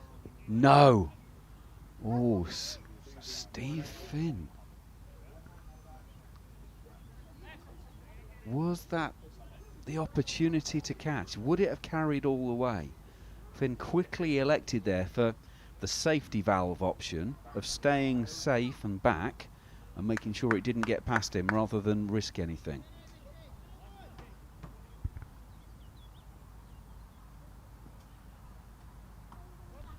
Mitchell's just making sure that Finn at long on is right back on the rope, and he wants the cover fielder a bit straighter rather than squarer. Boothwaite's on 47. He'll stay on 47, but the total will go up by 1. Marginal call that, I think. Mitchell thought he just got that inside the line. I think it was the right one, just a bit too wide. Almost went for the double bluff there because he's got no one on the third man boundary. So you get anything on that as a batsman, it's going to fly away for 4. Where's he going here? That is very, very hard and hits the pavilion. That's all. That is baseball style home run hitting. That is quite a way to bring up 50. Take a bow, young man. What an innings that is from Dan Doothwaite. He has rescued this Glamorgan innings when it was really in the doldrums, and he has given his side more than a fighting chance in a really important game for them and for Middlesex. Played really well initially, just knocked the ball around, was careful, got in, and then when he got to about 20 odd, he then went up 1 gear, 2 gears, 3 gears really quickly, and he's got some real power, hasn't he? 3 4s, 4 6s, a 30 ball 50. They're having to change the ball. I'm not sure if they weren't able to get it back, or maybe as it's clattered off the roof, maybe it's had a bit of a chunk taken out of it with the roof tile. But it was certainly hit, and well hit. Right, Mitchell knows he's in for a battle this over if he didn't before. That's tugged into the leg side and didn't get all of it. We said earlier about potentially those low full toss kind of balls, and Eskenazi will take the catch. It's a disappointing end for him on a personal level, but what a 7th wicket partnership that has been. Completely changed the game as far as Glamorgan are concerned. They came together in the 12th over. He leaves in the 20th, 164 for 7 is the score on the board. And Doothwaite goes for 53. Very well made runs. The first time he has passed 50 in a T20 game. Big innings for him. And now we've got an important last 3 balls here. Could be the difference between winning it and losing it for either side. That was, again, a slow full toss. Oh my. Well, Cracknell's going around there, but he can't get across, and Whale will get 4. Didn't quite get it, Whale. Bit of a thick inside edge, but he perfectly bisected the 2 men on the boundary. Long on coming round and deep mid-wicket from the other side. So now 168. This is a decent score. It would be a decent score if they'd been offered this at the first ball, but where they were, 5 down, it's a fantastic response. That's hit very straight and hard. Cracknell picks it up cleanly. They're coming back for the second. Take them off? No. Not able to gather them in, and the 2 will be completed. Good running that, and that is 50 for Whale as well. The first T20 50 for him too, so 2 unlikely sources of runs, perhaps you would say, for Glamorgan today, but they have made a real statement going forward in this Glamorgan team. Get him up the order maybe. Whale has been really good. He's been the aggressor at certain stages of the partnership. They just work together beautifully. Well, Mitchell tests out the middle of the pitch. That's been hit to long on. Cracknell's underneath it. And that'll do it. Well, maybe the middle of the pitch option was an option that maybe should have been explored a little earlier on, but it's a nice tidy way for the innings to conclude from a Middlesex point of view with another wicket. 170 for 8 is what Glamorgan have posted. 76 for 6 they were, halfway through the 12th over. 2 for 1, 22 for 2, 35 for 3, 50 for 4, 54 for 5, 76 for 6. Ending up with 170 for 8. It's a very different conversation that Stuart Law and the coaches and Middlesex batsmen will now be having in the quick break. What could have been 130 suddenly become 171 to win this game. And let's not forget, for both of these sides, we are talking must-win game. It's definitely must win for Middlesex, isn't it? Middlesex may need to win all 7 of their remaining games. You think at least 6 of those, so they really have to chase this down, and we've got a really interesting chase on our hands now as well, haven't we? If you look at the previous game, Middlesex against Gloucestershire, Middlesex made 179 for 5 from their 20 overs. Similar type conditions, overcast. And Gloucestershire just got over the line there with 2 overs to spare. It was reduced because of rain, so they got to their target, which was 157, reduced to by 2 runs. 170 now, so just under that from Glamorgan. But Middlesex, the pressure is on them, so they're going to go in there now thinking should really have been more like 130, 140 perhaps. It's Glamorgan who will go out there with their chests puffed out. Absolutely. I mean, that really does change the way that you approach an innings, and also the way you walk off the pitch. How often do we see the last few overs of a first innings of a T20 game just change the confidence, the approach, even the body shape of the players? You just sense they stand a little taller when you finish well. Dewthwaite and Whale will go back into the Glamorgan dressing room. It's going to be high fives all round. It's like, come on boys, we're in this, we've got a chance. It's just that change of confidence and momentum, isn't it? Really impressed both with Whale and Dewthwaite. That partnership worth 88 in 7.5 overs, so they scored at a good lick as well, and they paced their innings so well. They didn't go hell for leather initially. They just knocked the ball around, got themselves in, and then they really launched in the last 5 overs or so, and then you saw their power. So they could have easily gone out there and tried to go a bit too early. Had one of those two got out 20 runs or so into their partnership, this would have been a very different story. It's that age-old thing that we have to remind ourselves in T20 cricket. You can have a little bit of a look. You don't have to panic. You don't have to thrash constantly. If it's not working and you are having to pick up, just have a look at a couple of balls, push them around, and then just wait. Because if you're not seeing it, you can't hit it. They played it so well. Push it around and then explode, then play the big shots, and that's the total that they're now chasing. Got a game on now, haven't we? Which is interesting. Stick around, you won't want to go anywhere. Let's just remind you then, if you're just tuning in, Glamorgan at one point, having won the toss and batted, was 76 for 6. Middlesex were rampant all over them, but a fantastic partnership between Dan Doothwaite and James Whale, who both hit their maiden T20 half centuries. Doothwaite 53 off 31, Whale 51 off 25. They put on 88. That has hauled Glamorgan out of a big hole and got them up to 170 for 8 from their 20 overs. This is going to be not that simple, I think, for Middlesex to chase this down. There's a bit of rain in the air as well, so will that come into play? We'll find out in a few minutes' time with the run chase. We'll see you then. Woodstock Cricket, home of the finest handmade cricket bats and soft goods. Visit either our showroom or workshop and experience the magic for yourselves. For bookings, contact info@woodstockcricket.co.uk.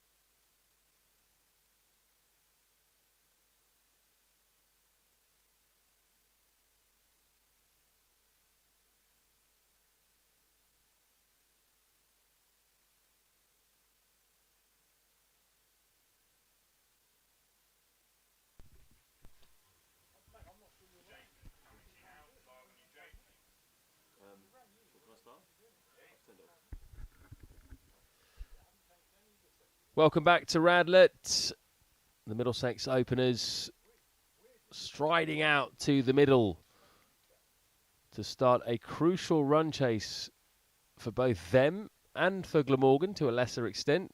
Stevie Eskenazi and Joe Cracknell, the two that will continue to open for the home side. Stevie Eskenazi in excellent form. Scored his first T20 century 2 games ago against Essex at Lords, 102 not out off 61 balls, and followed that up with 64 against Surrey on Friday night at the Oval. And Joe Cracknell's just been a revelation, hasn't he? 350s already in his short 10-game T20 career. He's been moved up to open the batting in the absence of Paul Sterling. And it's going to be the left-arm spin of Prem Sisodia to open the bowling for Glamorgan, as he pretty much always does. It's going to be interesting to see what happens here. These two have played once already this season, and Glamorgan won that game defending. It was a low-scoring game in Cardiff, relatively low. Glamorgan made 150. Middlesex could only make 129. So what will happen on this occasion? 171 the target. Starts with a wide. That's going to run away towards the boundary.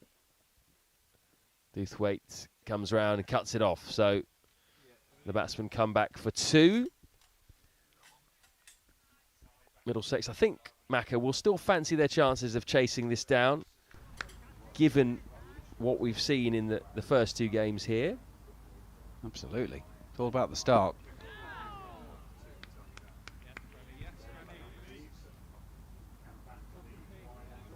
That's a clip down the ground. You mentioned the form of Eskenazi. Well, they need someone at the top of the innings to play exactly that kind of innings, don't they, Middlesex? Fired in by Sisodia, who is very much a power play bowler for Glamorgan. Someone who's come through the ranks of the county. Local boy. Last year was a breakout season for him with the ball.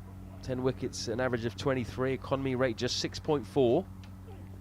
There's a long way across there, Eskenazi. He's trying to beat the man at square leg because there's no one on the boundary behind square on the leg side for Sisodia. He's got a long on and a cow corner. So the sweep is very much an option.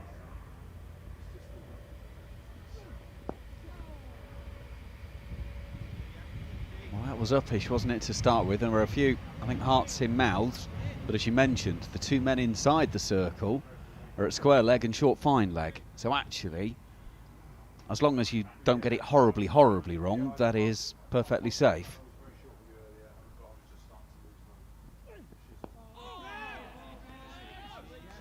See what he's trying to do, can't he? He's bowling it quite flat. I think he's primarily just trying to beat the batsman on the inside edge, attacking the stumps. Try and spin the odd one, toss it up. And not let the batsman get off to a flyer. See that one again, just fired in. Good start this by Sisodia. Good first over, especially if you take the wides out of it. 5 without loss, Middlesex. And it's going to be pace from the pavilion end in the shape of James Whale, who will be full of beans at the moment after that 25 ball 51, which turned the innings around for Glamorgan. Tall right arm seamer. Bowling is his primary role, really. Is expensive in this format though. His economy rate 9.3 over his career. Only 1 wicket so far in the campaign as well.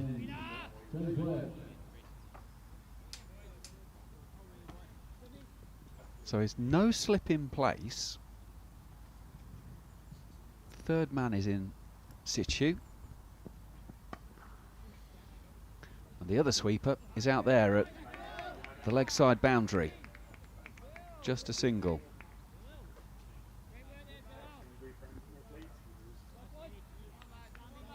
I'm a little bit surprised that they haven't put a slip in, at least for the first couple of deliveries. Just see if there's anything there. Yeah, especially given the conditions, it feels like a swinging day. Maybe a bit in the pitch. We saw Stephen Finn nick off Billy Root to slip. Banged in short, pulled away by Cracknell. That's one of his shots. He hasn't timed that perfectly, and that's enabled the man on the boundary to get around and cut it off. Good bit of fielding. The batsmen get back for 2. Billy Root scampering so well there. Get round. I mean, he had to make up a lot of ground to start with, and then keep the ball out in front of him and get it back under control to get it back on the way in.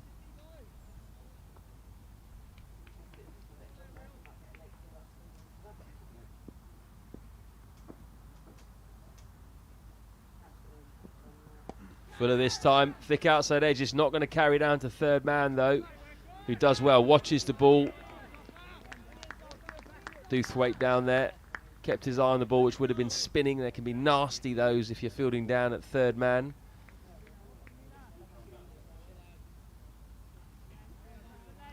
Again, just the outside portion of the bat, not an edge, but thick enough to take it down to third man. No flashing blades so far from Middlesex yet, all about setting up this chase. Oh, he's got hold of that one. Eskenazi just picked it up. 1-2 bounces over the rope. First boundary of the innings, and it comes from the in-form man for Middlesex. I'm talking them in at the moment, aren't I? Well, he's just waited and played that so quickly. It's almost like a sort of short arm punch. Quick hands. And that was away into the boundary in next to no time. That is a shot of a man who is seeing it very, very well. Plays it well, doesn't he? Likes to pull almost off the front foot, Eskenazi. Perhaps not the most conventional way of pulling. If you watch Cracknell do it, he's very much weight going back, quick hands. More than one way to skin a cat though. Short again, this time he goes up and over the offside. Good batting from Eskenazi. Too much width though from Whale. That's a fantastic shot. Keep the hands high up and underneath it into the offside. Well, he's putting on a clinic at the moment. I mean, there's 2 shots of the highest quality. He must be seeing it like a watermelon at the moment. When you've made 100, followed it up with another 50, I can only dream what that's like. I've never actually achieved anything even remotely close to that. So the problem with watermelons though is when you hit them, they don't really go very far. Full this time. Nails his wide Yorker, but Eskenazi does well to get bat on that and get it out to the man at wide third man.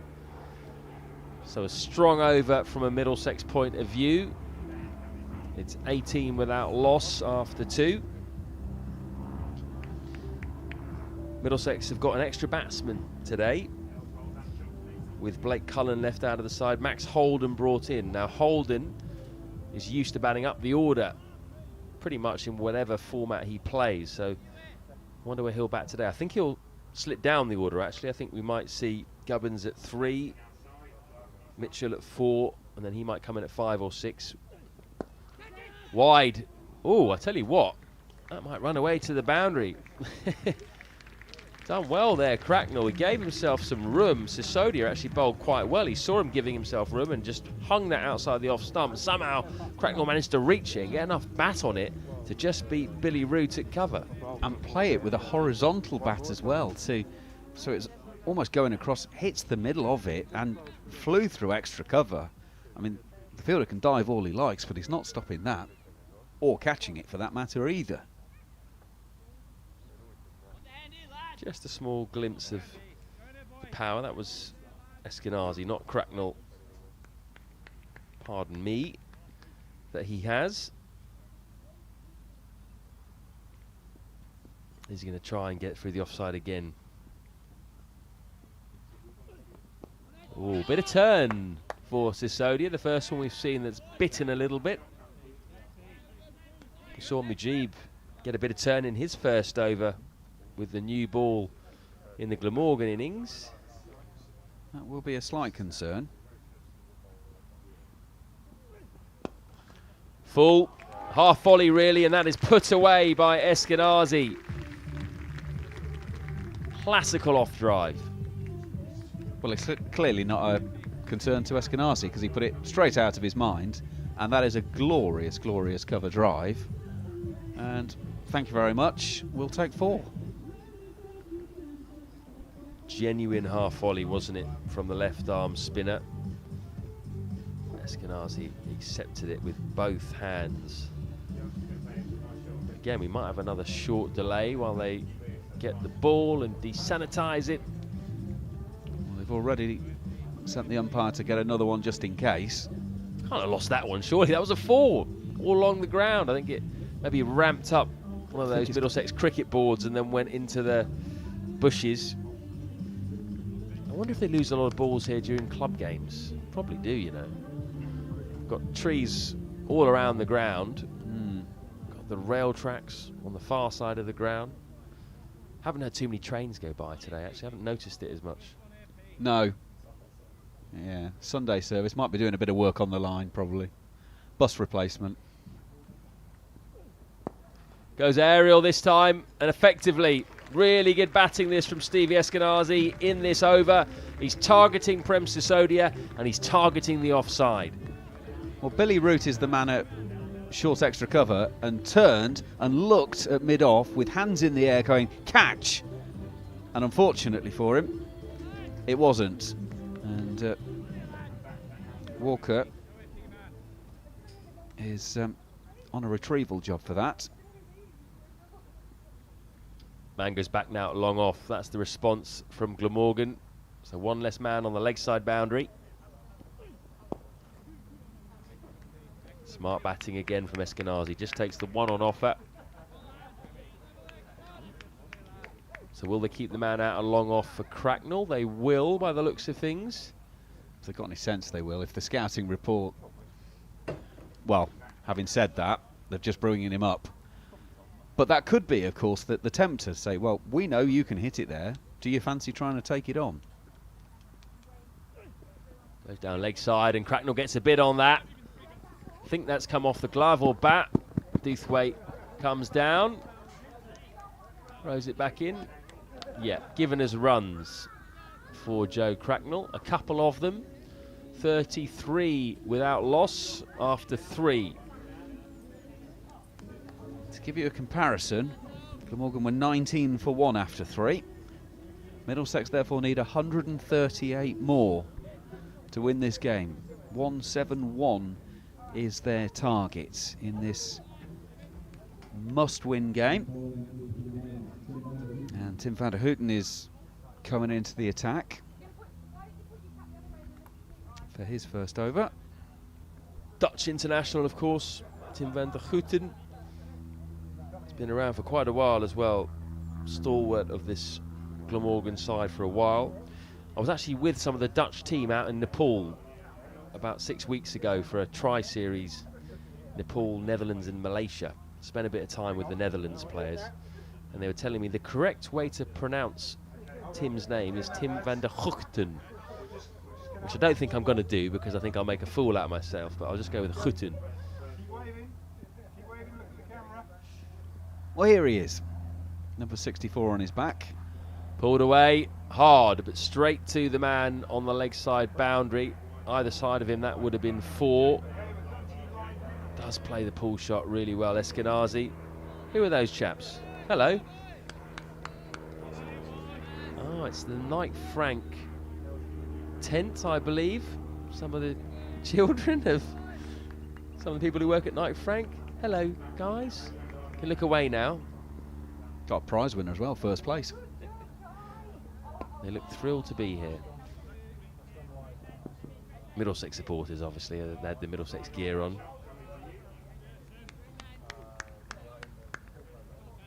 That's those 3 children in about 15 years' time.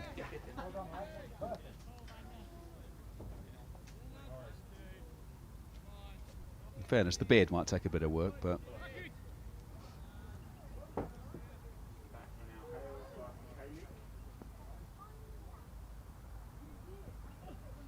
Pace off from Van der Houten.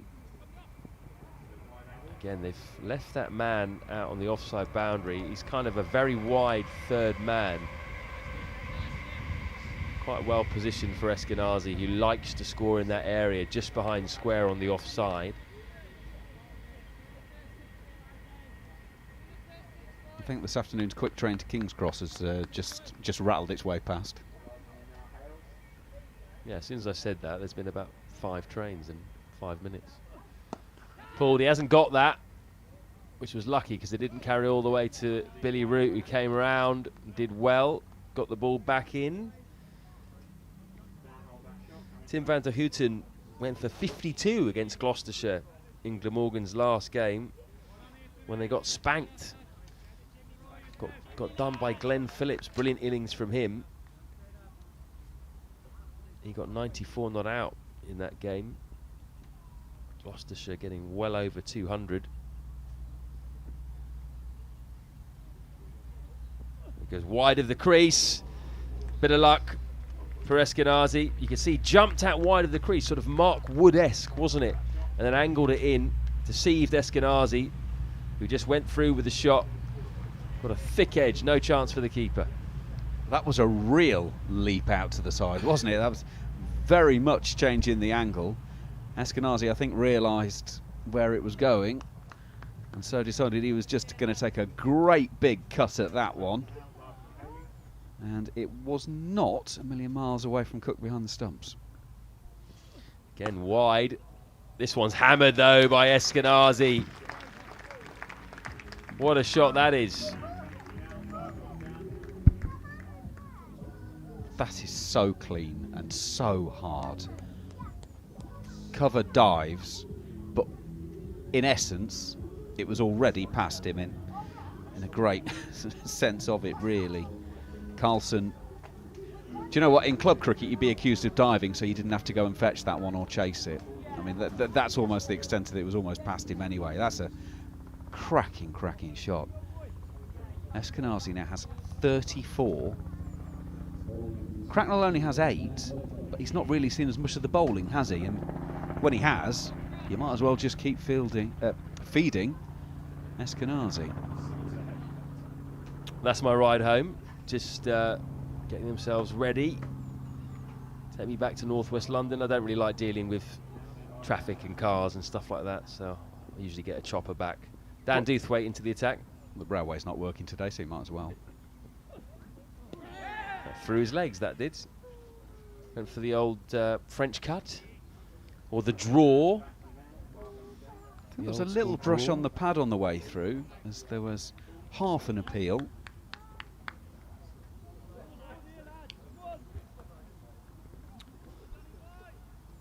The Doothwaite, like Whale, you'd say, probably more of a bowling all-rounder.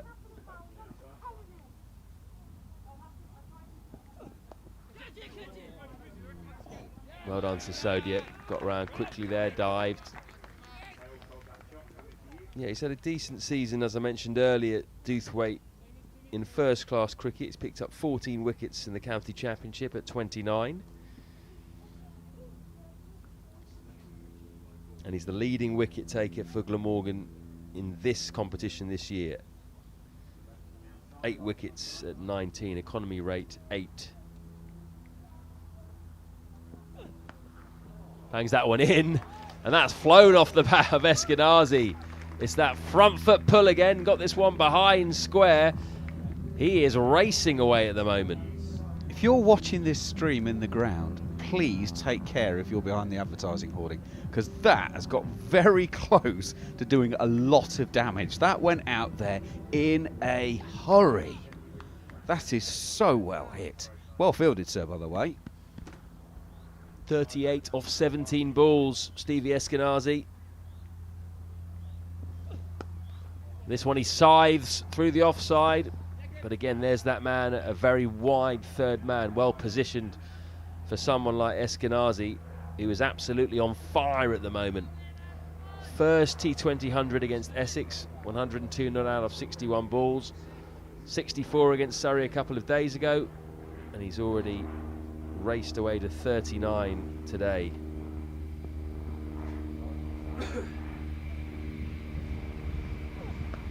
pulled by Cracknell, and pulled well. Very similar area to the one that Stevie Eskenazi has just hit. And again, that is a strength of Joe Cracknell.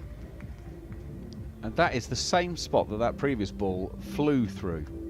So the people there do definitely need to keep a watch out. Well, we said earlier, you need a solid start for chasing down scores like 170. 55 without loss, 116 are needed. The one slight concern is there are a couple of rain spots in the air that we can hear on the roof of the tent. I think he's nicked that. He has. First wicket for Glamorgan. Big celebration from Doothwaite. He was the man with the bat to get Glamorgan back into this game, and he struck first with the ball. It's just a big swing, isn't it? From Cracknell. And unfortunately for him, it's a regulation catch for Cook behind the stumps. And he walks off.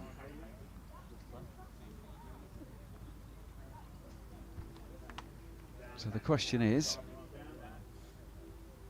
who is the new man? And there is the answer. Gubbins is striding to the middle. So 55 for one. 116 still needed. Cracknell made 13. And it's 55 for one. The rain's just getting a little bit heavier, but we have a game already. 5 overs bowled. Middlesex well ahead of things as far as Duckworth Lewis stands at the moment. Duckworth Lewis par score is 36. Middlesex on 55. Obviously a wicket would change that. Cracked again by Eskenazi. He's having a day out, isn't he? He's a man you want in your side at the moment. He really is seeing that ball like an absolute beach ball, or a watermelon, as you said earlier. Well, I don't want to do the Middlesex communications team's job for them, but I've got a funny feeling if you tune into the social media channels later, you're going to be hearing an interview with Stevie Eskenazi, because I think he might be put up for interview at the end of this game the way he's playing. You've jinxed it, Macca. Come on. He's getting stuck up regardless now. Is he going to get another 50? Man's right on the edge of the circle, so that's an easy one. Just 6 away from a half century. Eskenazi got 100 2 games ago, 64, and now possibly going to get another half century. And it's been a real turnaround for him, really. It's been a tough season. He's dropped from the county championship side early on in the season, having been captain in the first game. That can't have been easy to have taken for the senior man. Gubbins' first ball. Straight into his work with a classical looking cover drive for none. Well, of course, sometimes if you're out of form, T20 is the perfect game, because sometimes the subtlety and the nicety goes out the equation, and it's actually about putting bat to ball. And to put bat to ball, you've got to get your head going at it. You've got to get your front foot following. So actually, it's seen as a bit of a thrash and all of that. But actually, I've heard Mike Atherton talk about it, that if players are out of form, T20 can get you back into it, because you have to play shots. The bat has to go at the ball. And it could work it out. And this may be the launch pad.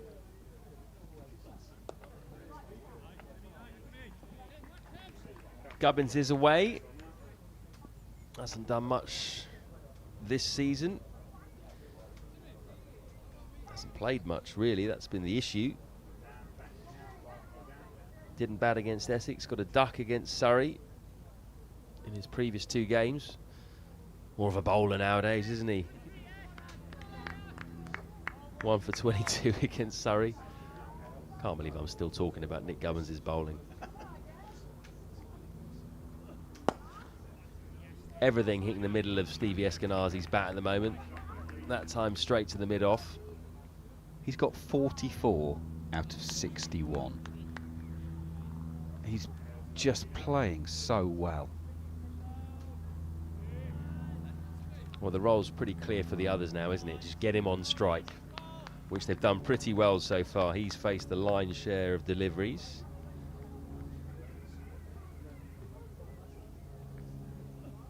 Moves across. Has he got something on that? I think that's hit his body. Big appeal from Glamorgan, but I think they knew, by the reaction you can tell, they knew that was off his hip perhaps. That's one of those, you've got to go up, you've heard something, and it's the man who's been playing you to all parts, but I didn't sense there was a confident appeal in any way, shape or form. 61 then, after the power play. Glamorgan 39 for 3 at this stage, but of course they ended up 5 down for 54 and 6 down for 76 and still ended up posting 170, so let's not get too concerned about scores at this stage. Banged in. Oh, that's well played actually by Gubbins. A bit of an edge to it. They're going to come back for 2. Well run 2. Bit of an edge to it, but he did open the face there. Absolutely, just use the pace, guide it down. So it's a longish boundary as well, straight, so take the 2.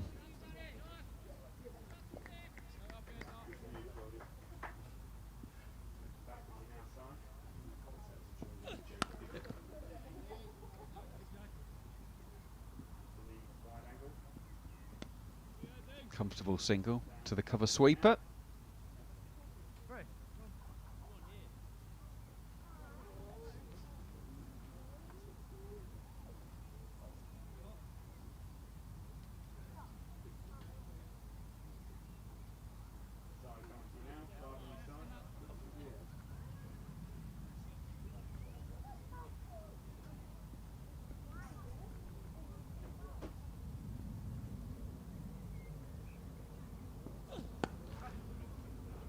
Again, that has raced away square of the wicket. I'd love to see Stevie Eskenazi's wagon wheel today, because he is peppering that offside, particularly square of the wicket.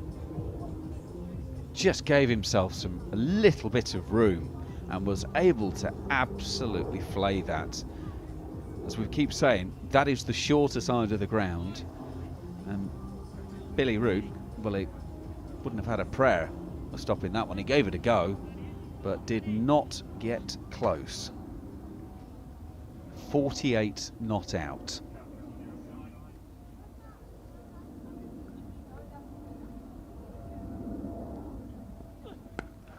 Same again. This time he finds Root on the boundary. So now just one short of another half century. Just 24 balls it's taken Eskenazi to get to that 49. And he's got Middlesex ahead of the game here. Can now knock it around, not under as much pressure as they were. No, and it gives Gubbins the opportunity to just have a couple to get himself going, as we were saying earlier. That's what Doothwaite and Whale did so well at the start of their innings. Means that Gubbins can just have a look at a couple.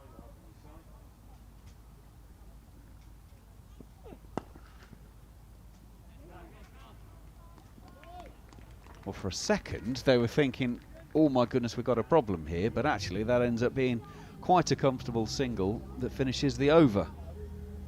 70 for 1 after 7, 101 needed for a Middlesex win. Just to remind you of where these two sides stand in the table. Glamorgan languishing down in 7th. They've got 6 points from 8 games. Middlesex rock bottom. They've played a game less, but they've won only 1 and lost 6, so they have 2 points. Generally, 15 points gets you into the quarterfinals over the last few years. So by that rationale, Middlesex have to win at least 6 of the last 7 to have any chance of going through, as Roman Walker has his first bowl. Short, Gubbins plays the pull shot well too. He'll just pick up 1 on this occasion. Roman Walker, just 20 years old, one of the players who was brought in with the likes of Nisa, Labuschagne and Nick Selman was the other one, wasn't he? In fact, he was the one who returned the positive test. So those 3 out. Walker's in. Played 3 T20s in 2019. Hasn't played one since. Not played a first-class game. Big moment for him. Ex-England under-19. Played alongside Prem Sisodia. And making his bow in the tournament this year. Well, he stopped Eskenazi reaching 50 with that one at least. Looks like he's trying to bowl just back of a length, a heavy ball.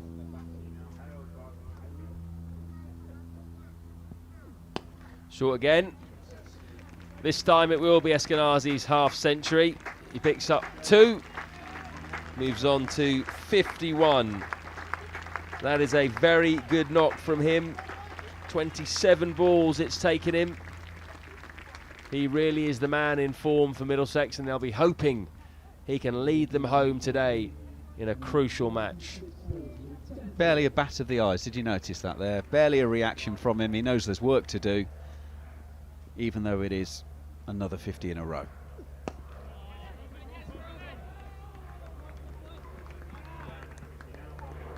And the way he's playing at the moment, a run out might be your best chance of getting him. Well, last year was a fantastic year for him. He was the second leading run scorer in the whole T20 blast. 413 runs at 31, strike rate 148. Continued in that vein this year. And that is trademark Eskenazi, isn't it? Giving yourself room and hitting through the offside. But then equally, if you try and follow him and bowl too straight, he just swats you away to the leg side off the front foot. Well, if my maths are right, that's now taken him to 288 runs in this year's competition. He started the day on 236. And it means he's quite substantially clear of the rest of the Middlesex players.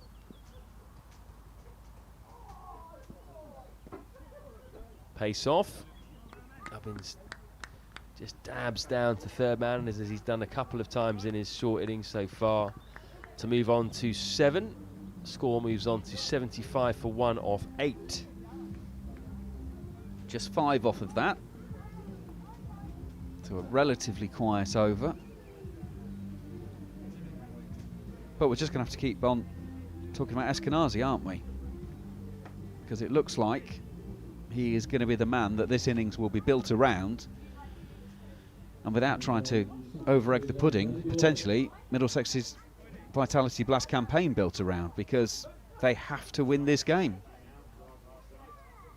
No pressure, Stevie, but the rest of the season is dependent on the next 45 minutes or so. Hopefully he can't hear us.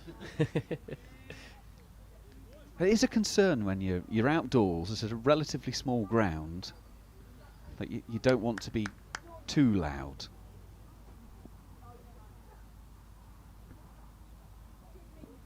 Here's David Lloyd into the attack.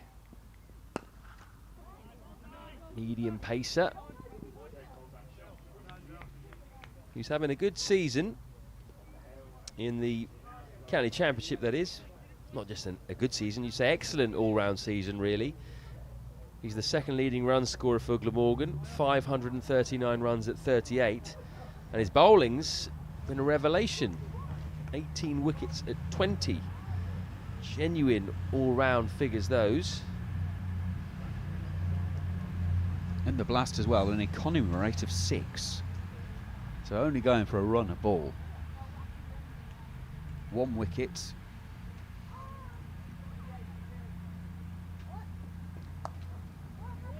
Well, that's going to be a boundary. Not a good delivery, that, from Lloyd, you'd have to say. Bit of a freebie for Eskenazi. In the mood that he's in, he is not going to turn that down. Yeah, your economy rate is going to start going northwards quickly if you find in the middle of the pitch down the leg side. And Eskenazi just simply helps that on its way and says thank you very much, all donations gratefully received. Well, he's only bowled 3 overs in the competition this year, Lloyd. Keeper up to the stumps. You think he's just going to want to try and cramp the batsman, try and not give any width. The problem with bowling to Eskenazi is he creates his own width by backing away. Leaves you very little margin for error as a bowler. That's well bowled, just targeting the pads. And of course with Cook up, you've got to get it right, unless it's a predetermined thing, because any brush of a pad, fine leg inside the circle as well, that's disappearing off to the boundary for 4.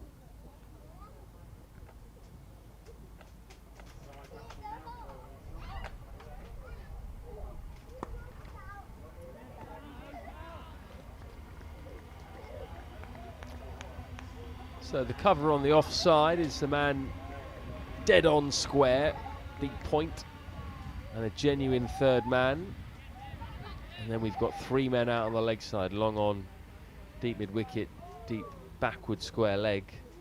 So there is still plenty of room on offer on the offside for Eskenazi if he can just beat the man on the boundary. Doesn't get it through the ring there. So barring that shocking delivery down the leg side, that was a pretty decent over from David Lloyd, his first one. Yeah, just the 6 off it. 9 overs completed, 81 for 1. So Middlesex up, getting close to the halfway stage. 81 on the board, 90 still needed. To give you an idea, the DLS par score at the moment is on 64. So according to DLS, and they've just updated it for the end of this over, 65. So Middlesex ahead of where they needed to be. I think they might actually be doing DLS after each ball. So yes, that would be after.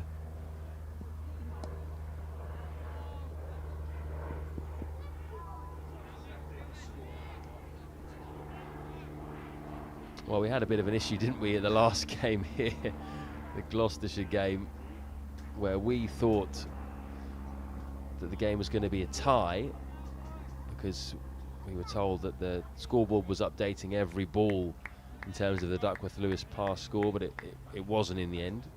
So it's 66 now after the next delivery, which, with that, Middlesex are comfortably past. Yeah, we don't want another Duckworth-Lewis situation. We got so close to finishing that brilliant game against Gloucestershire. Just had to stop because of the rain with 2 overs left in the match. Gloucestershire top edging a 6 courtesy of Ian Cobain with what proved to be the last ball of the match to win the game by 2 runs. Ouch. That's gone right into the side of Stevie Eskenazi. Nice bit of bowling from Roman Walker. Pace off into the pitch. He's looked pretty good actually. Into his second over. Young man playing his first game this season. First game since 2019. He's only played 3 in all. Started well. He has indeed. Nothing else. Just to get one past Eskenazi's bat, he's done something well, because that's something that not many others have done.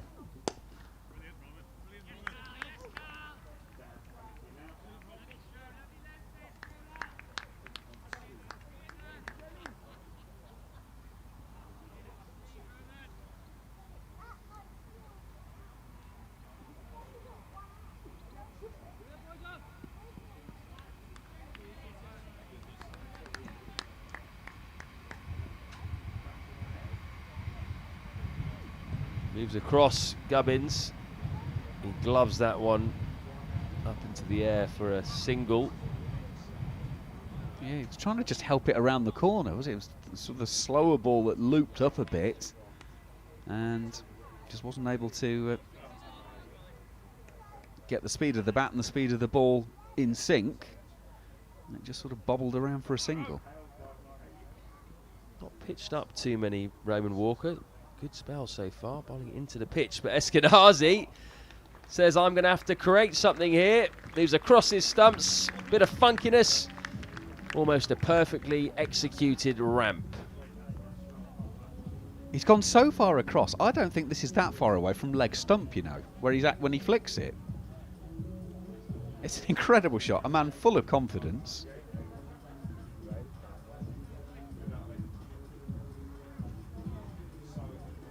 He's got a decent view, hasn't he?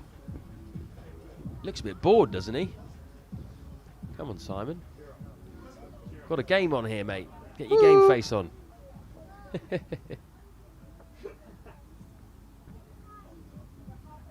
Maybe it was his car that it hit earlier and he's contemplating the broken window. It did look like he was ruining something there, didn't he? Maybe someone should just go and take the mains out of the compressor for the cherry picker he's on. He'll just slowly disappear behind the sight screen at the far end.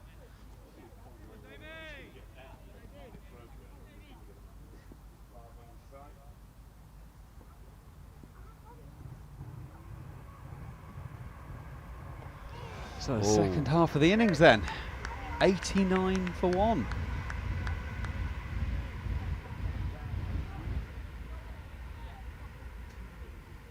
Gubbins aimed something big at the first one.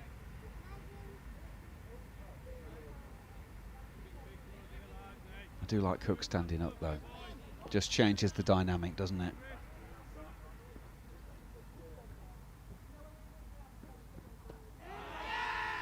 Well, he's asked the question. I tell you what, he went up for a stumping there, which was a bit odd when the batsman's playing a back foot cut shot. Don't see that too often. It almost felt like the bowler went up for the caught behind and the keeper was going up for the stumping.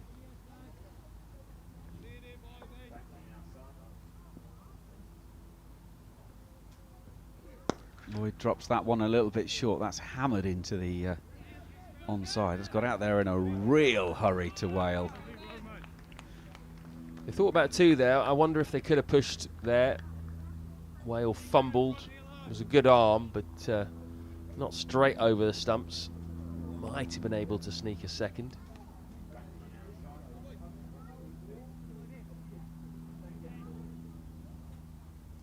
Eskenazi to resume duties. Slower ball. Says thank you very much, I'll take the single.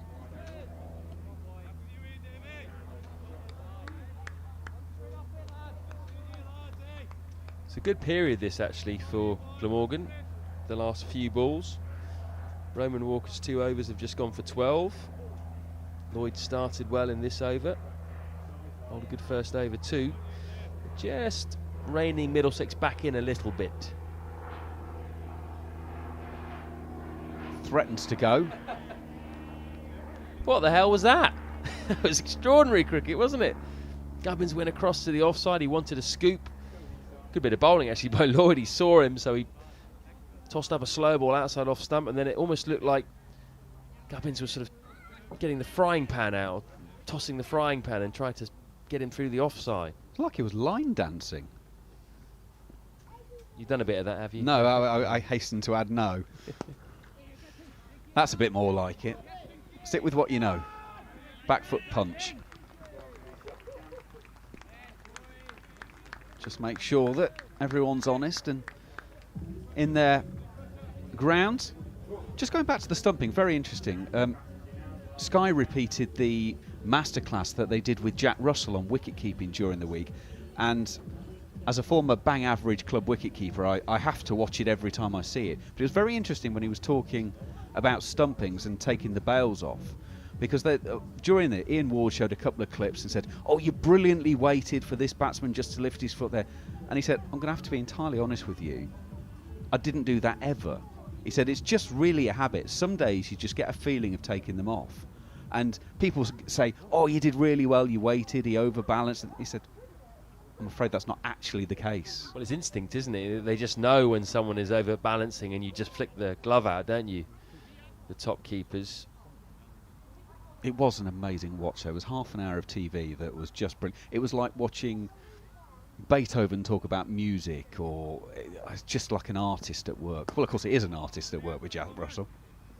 He is, isn't he? Very good artist. He's painted a lot of cricket scenes over the years. Interesting character as well, isn't he? Slightly eccentric, we would say. Slightly. I was once told a story. Someone went to interview him, but he didn't like giving his address out. So he arranged to meet someone about 10 minutes from home and then drove them, but they had to have a blindfold on. I don't know if that's true or not. Oh, that's coming our way. Watch out, everyone. I was ready. I had my left hand out there. Unfortunately, it just came before us, whacked into those advertising hoardings.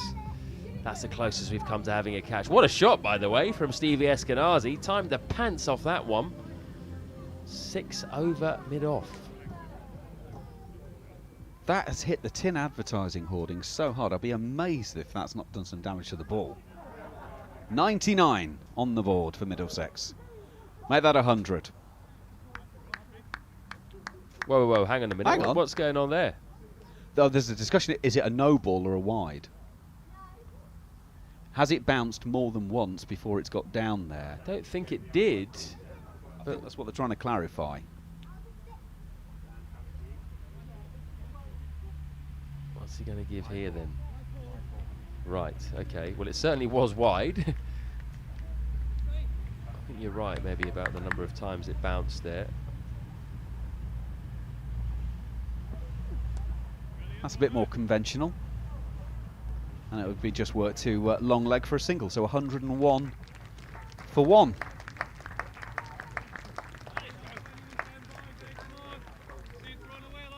$70 now to Eskenazi. 70 more needed for victory.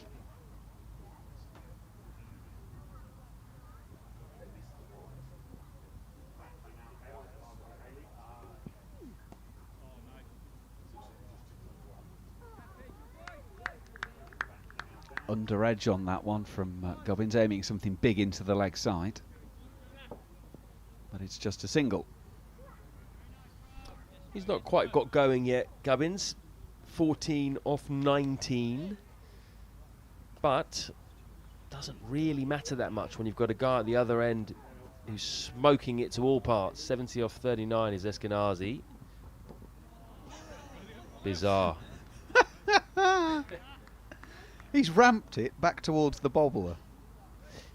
That was interesting cricket, I would say. Maybe not the best cricket we've seen all day. I mean, had he stayed where he was, Eskenazi, that would have been another wide from Walker. Try to scoop a delivery that was probably about 40 miles an hour. Never the easiest thing to do. Might have been just better off trying to go with the conventional cow corner whack. That's the problem. You have to commit so early to it and predetermine that you can't bail out. That one, he stayed at home. And although it's full and wide again, you can square drive that and take a single to complete the over. But yeah, the ramp is a great shot, but it is so utterly predetermined. You can get yourself in a right angle if it's not there to be hit. And you need pace, don't you? So that's the counter, isn't it, for any bowler that sees you getting in position for the ramp. Immediately take the pace off, and it makes the shot far more difficult to play. Interestingly, Walker in that over went to a lot of slower balls. I think that was the reaction to the 6 of Eskenazi over long off, and then that just upset the bowler's rhythm, who started brilliantly with the 2 overs for 12. Just didn't quite get his changes of pace right in that over. Lloyd to continue, and Eskenazi drives him square, but can't beat Taylor at point.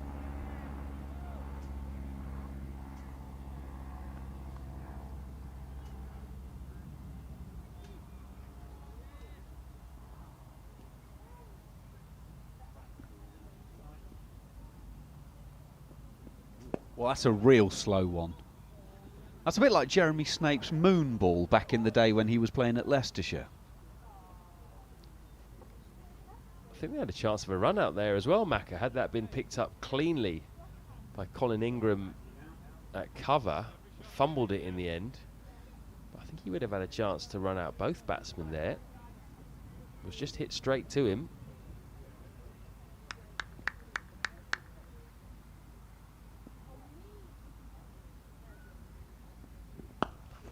Oh, he's got that one. And then some. Welcome to the game, Nick Gubbins. He's just been hanging on in there, hasn't he? Giving the strike to Eskenazi. He's finally hit one right out of the middle of the bat. Went across his stumps, targeted that short boundary, and that could well be another lost ball. He's just waited and waited, and at that point decided, okay, now's the time for me to join the party. Yeah, the umpires have had the word that that ball's not coming back. How many balls have we changed, do you reckon, today? It's got to be half a dozen, hasn't it? I hope the ball sponsors got deep pockets.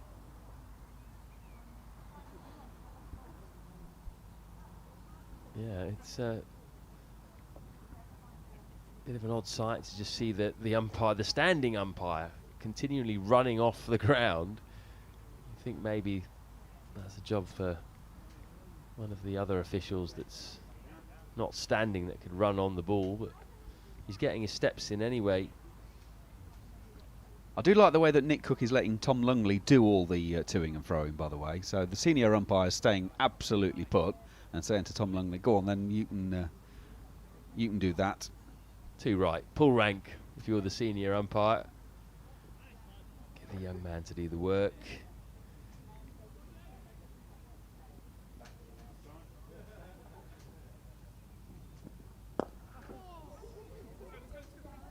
David Lloyd thought for a minute that slightly, I think it's a cutter, was just going to hold in the pitch and lob up on the onside from Govins's bat. But he hit it too well and it goes out for a single. Down to 60 needed. 111 for one.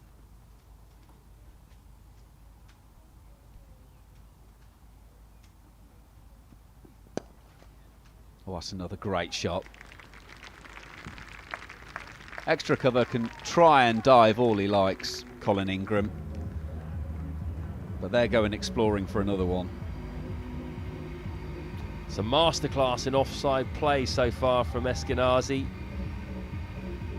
He's been really impressive, and you get the feeling there's no way that Glamorgan can win this game unless they get him out. He is in that good a form. Here he comes. Chugging on down to the box of balls. We've spent so much time looking at hedges today. People think they're watching a David Attenborough documentary. It's not. It's Middlesex cricket. Yeah, we take you all over the place, don't we? Here at Middlesex cricket, beautiful outgrounds, lots of scenery. Such a contrast from the home of cricket. Big traditional stadium. This feels like the kind of ground you play at on a Saturday with your club, which it is. It's a well-known club in the area, Radlett Cricket Club here in Hertfordshire. I think they play in the Home Counties League, actually, which is a really strong league. Eskenazi's pulling this one to the leg side, and it's another four. Carlson can't prevent that one crossing the line. And go on, I'm going to go there. Three figures is getting ever closer for Stevie Eskenazi. He's 20 away from another one. Yeah, could you imagine? You wait all that time for your first T20 100, which he scored against Essex at Lords. And then, like London buses, second one comes along 2 games later. He's got the time, that's for sure. Sisodia back on. Expensive first 2 overs for 20. To the left-handed Govins then. Whipped. They're saying, let's go 2. And have they got there? Yes is the answer, but maybe not with as much to spare as they originally thought. Touch and go, wasn't it, really? Required a despairing dive from Gubbins. Had he not dived, I don't think he would have made it. Had to show real athleticism there. That would have been a bit of a blow for Middlesex out of the blue, really, because these two have looked so solid at the moment, just cantering towards victory. That would have given Glamorgan some hope. Unnecessarily so from a Middlesex point of view. Sisodia as Gubbins backs away and hammers this one hard to Walker at long off. And that would be the real kicker, wouldn't it? In the fact that you're in relatively little trouble, to take a 50-50 second and get yourself run out, that's going to take some explaining later. But they're not, so that conversation doesn't need to take place.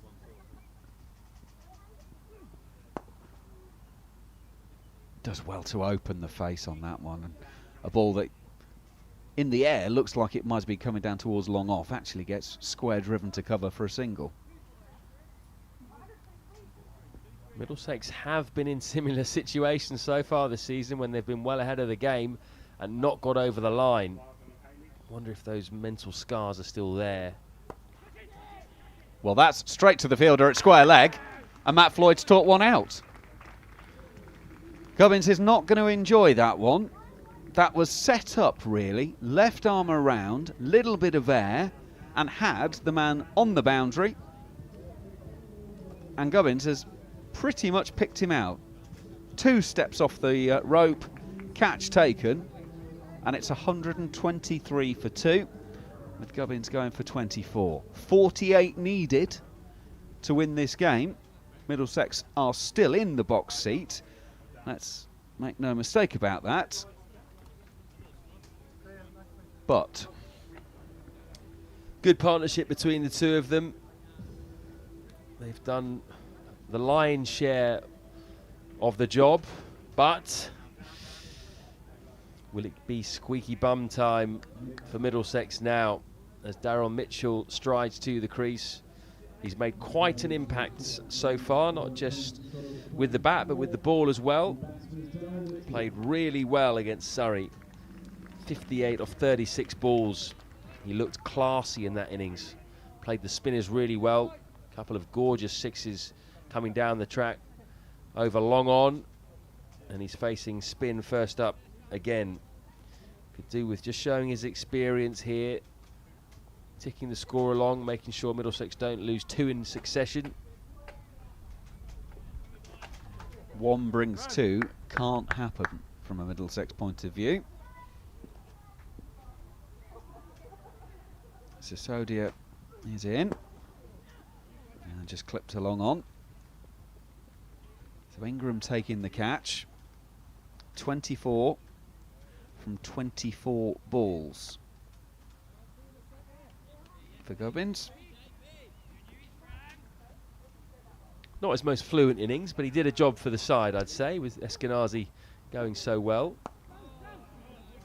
Absolutely. As he drives that one to the square cover fielder for a single.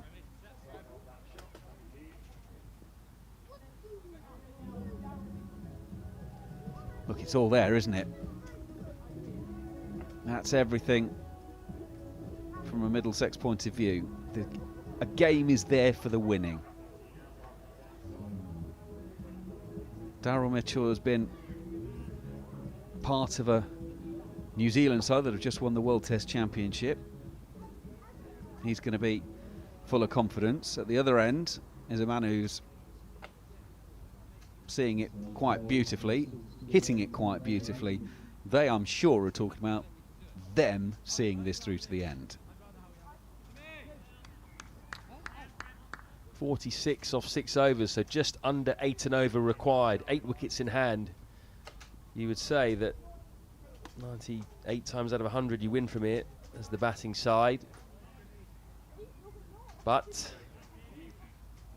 stranger things have happened, and both in 4-day cricket and in T20 cricket this year, Middlesex have found themselves well ahead of the game and still come up short.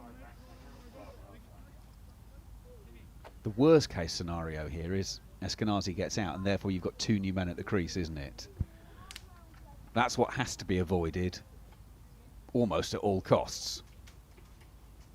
Right, Cook's run all the way up to have a chat with Tim van der Houten. And they've come up with a plan. And the plan is that fine leg's going back onto the boundary. So fine leg, square leg, long on the leg side. 1 man inside the circle. On the leg side is mid-wicket. Van der Houten goes wide. There's a bit of a yes-no. This is exactly what we're just talking about. Clear heads. Don't get concerned. Don't do anything silly. Don't give it away now. These two had a really good partnership against Surrey, so they've got fond memories of batting together.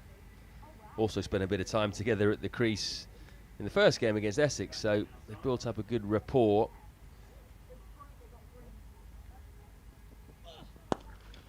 Oh my life. That is a high quality shot. Pitched up just outside off stump. Daryl Mitchell, nothing fancy, just stayed very still. Hit through the line of the ball cleanly, straight over long off. Arguably the shot of the day so far. Batting is about balance. Mitchell has barely moved a muscle there in terms of his feet. He's stayed with a strong base, and it's just a long swing at the bat. And it's just disappeared over long. That might still be going down the hill. Still in Salters Field, I think. No, there it is. Back in the hands of Tim van der Houten. But statement has been made by Mitchell with that shot. That's where the space is. If you can go up and over mid-off. He's tried it again. This time, though, it's gone leg side and goes away for 4. I'm not so sure that was as clean or indeed the angle he was actually aiming at. Thick inside edge on that occasion, and as soon as he hit it, there was a big cry of catch that went up from 2 or 3 Glamorgan fielders, because they thought that James Whale, just behind square on the leg side, was in business. But luckily for Mitchell, he just got enough on that. Landed about 20 yards in front of square, away from Whale. 35 to win becomes 34. Will they try and make it 33? No, wisely. Just take the single, Mitchell. Well, they'll be feeling pretty good about things at the moment, won't they? I don't know, they look a bit nervous. Such a big game for Middlesex, understandably so. Blake Cullen in your picture there, not playing today. Gubbins, Luke Holman, Simpson, Souter. And Max Holden, who's the extra batsman in the side today. Eskenazi gives himself some room to the cover sweeper for a single. And the end of the over. So that is 14 overs gone. And 138 for 2 is the situation for Middlesex. So 33 needed.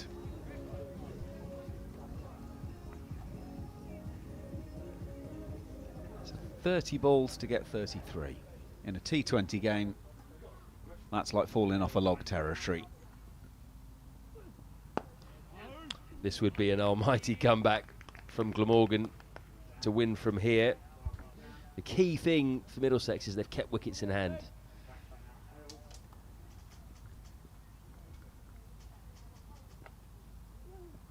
There's some loop there. That was that moon ball you mentioned earlier. That was a real Jeremy Snape. That really was throwing bait in the water, wasn't it? That was going fishing. Do you want to take the bait on this one? Long on and long off out.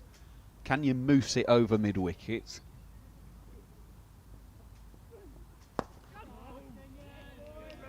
Well fielded by Ingram there. Bit in Tin Can Alley there at times. With the man on the drive. Gets you in a real hurry. That's the spot Owen Morgan stations himself more often than not, isn't it? very important spot.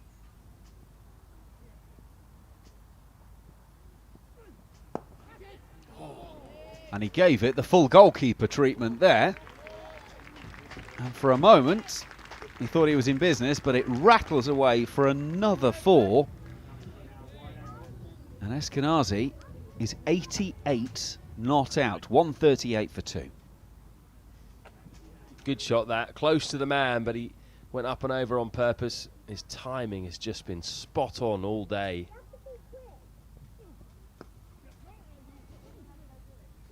Maybe not so quite well timed, that one, but it's very hard to time a ball that's that wide of off stump. Single taken. 29 needed for victory. 28, my apologies.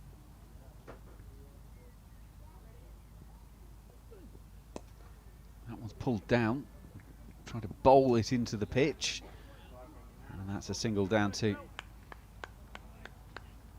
square leg and root.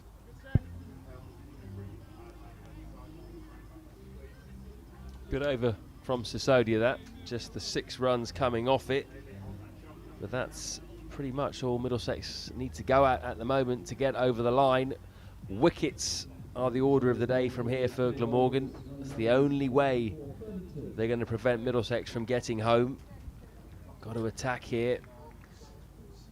It's going to be James Whale to come back into the attack. Hasn't bowled since the 2nd over of the game. That over went for 13. Sisodia's bowled out now, so it'll be seam all the way in from here, you'd expect. Sisodia's 4 overs went for 32, picked up a wicket. Yep, got Gubbins. Here we go then. Back to seam up. Oh my goodness. Stand and deliver 6. That was a flat, hard, straight 6 from Daryl Mitchell. He looks a good player in good form at the moment. Such a clean striker of the ball, particularly down the ground. Pleasing on the eye. We saw him take down the Surrey spinners a couple of days ago. Today it's been the seamers that he's hit down the ground hard. Yeah, penny for the bowler's thoughts as he gets it back for the umpire. What's Whale thinking to himself? Pitched up, short. In he comes. He's gone short. And that's been hammered. And I mean hammered through mid-wicket for 4. Well, he went for the variation and merely got clobbered, and 150 is up. Almost there now, Middlesex, just 17 runs away. This could be the over that really tips it over the edge. Daryl Mitchell looks in no mood to mess around here. He's raced to 23 already. Just taking the pressure off Eskenazi as well as he approaches 100. I wonder if now, though, he might be denying his teammate 100. He needs 11 from the remaining 17. And that's going to take a few more off the target. That's still going. Stevie Eskenazi might not be getting 100, but I don't think he'll mind because he is watching some glorious stroke play from the other end. I said before, Mitchell's 6 over long off was the shot of the day. Well, it's not anymore. That is the shot of the day. What a finish. Beautiful timing. He held the pose as well. I hope the cameramen got that one. Hardest shot in the book, the on drive. Add to the degree of difficulty by going lofted on drive. Off of a seamer. Where's Whale going here? Well, it's sort of guided over the infield. Backward of point, and it will be just a single.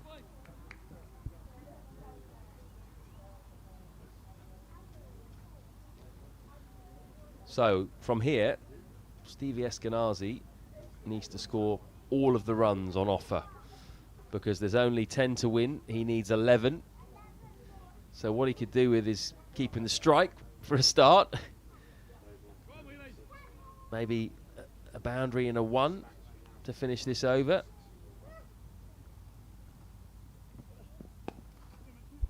It's a nice shot. It will be a single. So what's Mitchell going to do here? Is he going to play for his mate or is he going to play for the team? Oh, it's a difficult one, isn't it? I mean, surely the conversation between them is, let's just get the game won. But you've got to be tempted to help your mate. 100 in a T20 game, they're so rare. Back of the hand. Where's that going? Just going to lob down to long on for a single by Mitchell. And that is the final ball of the over, so he's going to keep the strike. 100 in T20 is rare. 200s in 3 innings? That's unicorn territory. It is, but I think when you're a professional, you just think about getting the job done, don't you? And Daryl Mitchell was thinking about that, and that over from James Whale. He tucked in 19. That 17th over went for. That really has broken the spirit and pretty much ended this game as a contest. And Eskenazi still got a chance here, though. It just depends on what happens with this delivery or with any deliveries that Mitchell faces in this over. Eskenazi needs 10. The side need 8. Mitchell gets a single here. Eskenazi then goes 4-6. Job done. I wonder what the bowler's thinking. I mean, it's that real difficult situation here because the mentality with this situation, you obviously just want to go, I presume, something like five Yorkers, full straight, dot balls. 1. There we go. Well, there the we dream go. is still alive. Stevie Eskenazi, can he get to 3 figures? 2 in 3 innings. Got his first 100 in the final over against Essex. Had to work really hard for it. This one, it's been even quicker actually. Well, pretty similar actually. He's 90 off 55 balls. He got his 102 not out of 61. He's pushed that into the off. Oh, he's taken the single. He's taken the single to England. Well, I think that tells us that the 100 isn't irrelevant, because with 7 needed before that ball and 10 needed for the 100, effectively he needed a 6 and a 4. So I think we can safely say that the 100 is off the radar. Well, I think when you've won 1 game out of 7, you've just got to think about getting the 2 points. And that's what Middlesex are going to do here. Well, that might just take a little bit of gloss off it. Mitchell is out. He's clipped it straight to mid-wicket. It was brief. 32 he goes for. You wouldn't have thought it's going to have a material impact on the game. But he's gone for the short side, tried to whip it away. Unfortunately, put it straight to the fielder. What a cameo, though, from Daryl Mitchell. 32 off just 13 balls. Really was a joy to watch. He has made a big difference already to this Middlesex side, particularly with the bat. Just added a bit of impetus into that middle order, which they were perhaps missing slightly. Unfortunately, he's not been there to see the side home, but he's played a big part, hasn't he? Took 3 wickets too. 3 for 37, so man of the match would be an interesting decision from here. You'd say Eskenazi and Mitchell, the 2 front runners rather. Perhaps you go with Eskenazi. I think there's only 1 man in it. So if you get this close to 100, there's 1 man in it. So it's 6 to win.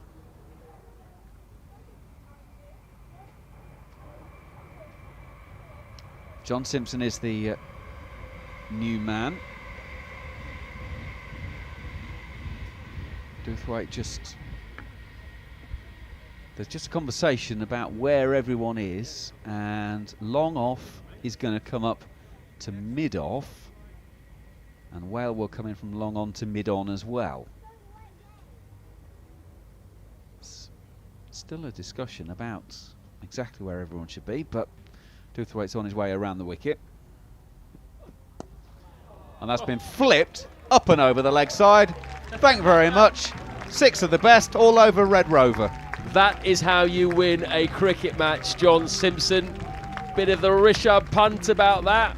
Did not move his feet at all, just picked it up over on the long side of the boundary, and that ball thudded into the boundary board over there. That sums up a very comprehensive batting display by Middlesex and a comprehensive display all round. They bowled well in truth, despite that fantastic partnership between Doothwaite and Whale to restrict Glamorgan to 170, which was under par on that pitch. And that was a really clinical display with the bat. Got over the line with plenty of time to spare here. 2 overs to spare. Really was excellent stuff. Stevie Eskenazi leading the way once again. 91 not out of 56 balls to back up his half-century against Surrey in the previous game and his first T20 100 2 games ago against Essex. Are these the first signs of a miraculous Middlesex revival? They had to win this game, Macca, and they have done so, and it's the manner in which they've done so which will just lift the dressing room. Absolutely. All started with the ball when, and let's remember, Glamorgan did win the toss and choose to bat. They wanted to bat first. They found themselves 54 for 5 and 76 for 6, but did recover thanks to Doothwaite and Wales for 170 for 8. So Middlesex had to chase maybe slightly more than they would have been anticipating, but we say it all the time, it's all about the opening stand in many respects in T20 cricket. Can you get off to a bit of a flyer? That gives you such impetus all the way through. Well, Stevie Eskenazi, 91 from 56 balls. Cannot ask any more from him. He is, well, he's a one-man wrecking ball at the moment, isn't he, as far as Middlesex are concerned? He is absolutely doing the job. I know Glamorgan have had difficulties today. They've had those situations with Nick Selman and his positive COVID test. That ruled out Marnus Labuschagne and Michael Neser as well because of being potentially close contacts. But I have to say, Middlesex have performed so well today. They kind of took that out of the equation, didn't they? Yeah, they did, absolutely. Just looked a class above, really, right from the first couple of overs with the ball. They looked ready and up for it. Glamorgan looked like a side who'd had to make late changes and had travelled a long way, perhaps. Middlesex didn't look like the side who are propping up the bottom of the table today. If you're watching that as a neutral, you might think, well, why are they where they are? But they've lost a lot of close games. That's the truth of the matter. Not delivered in the clutch moments. Today, when it mattered at the beginning of the game, they performed with the ball and then just didn't give Glamorgan any sniff at all with the bat, did they? I think it was the bowling performance we've got to give credit for as well, because obviously Eskenazi is going to get a lot of the plaudits for a brilliant innings, 91 off 56 balls. But I think that 170 here at Radlett was well under par. Absolutely. It's been a real team effort all the way around. 3 wickets for Mitchell, 2 for Finn. Helm, Majib and Souter all weighed in with wickets as well. So pretty much everyone has done contributed as part of this. The point you mentioned as well about the wins this season, they've not been blown away in games. Great many of them have been close finishes. It only takes 1 or 2 of those, one little moment, a catch being taken, a run out being completed, or a shot that actually goes for 4 rather than being hauled in on the boundary. It's only little things. I don't think there's massive issues here. It's just a bit of luck along the way and a few things going for them. We know that the Blast is a really strong competition. You can be bottom of the table, bottom of your particular conference and group, but actually be pretty good. You know, there's not a lot between a lot of these sides, so little things here and there mean either 2 points go your way or they don't. Yeah, and unfortunately those small moments, those moments when it matters, have not gone with Middlesex so far. But you just do get the impression, with the last few games, that things have started to change a little bit. They got hammered in the first 2 games. They weren't even at the races. But then they got the win against Hampshire here, and they've had some close games which they should have won. The Essex loss, the Gloucestershire loss, which you and I were here for. The Surrey loss 2 days ago. They could have easily won all of those games, but they were in the matches, which was crucial. And now, if I look at the batting, the batting is just starting to look a little bit more solid, isn't it? You've got Joe Cracknell, who's been a revelation in his short career, 3 half-centuries in 11 games, opening up with Eskenazi, who is now the man as far as Middlesex are concerned. He is in top form. Gubbins showed glimpses, but we all know he is a classy player. I think he's got a better T20 record in him than he already has. Mitchell has looked brilliant, hasn't he? Just a clean striker of the ball. Then you've got the power of Simpson to come, and I like the idea of having the extra batsman as well. Today it was Holden who was due in next, just to give you a bit of cover there, because they do have plenty of bowling with the likes of Finn, Helm. Majib obviously is a banker now who can come in. Mitchell can bowl a few overs, Souter and Holman. So you've got plenty of spin options there too in general. I think they can go into the next game against Hampshire tomorrow night, by the way. They're travelling down to the Aegeus Bowl for a 4th game in 5 days. Again, a must-win game. I think they can travel into that game with a lot of confidence. And in many respects, that's the good thing, isn't it? You're almost going straight from this game down to that one, get back on it. I'm sure if they could, they get Hampshire here now and get it on and say, come on, let's make it a double header today, because just when things start to get going, and you made the point about that top 5, top 6.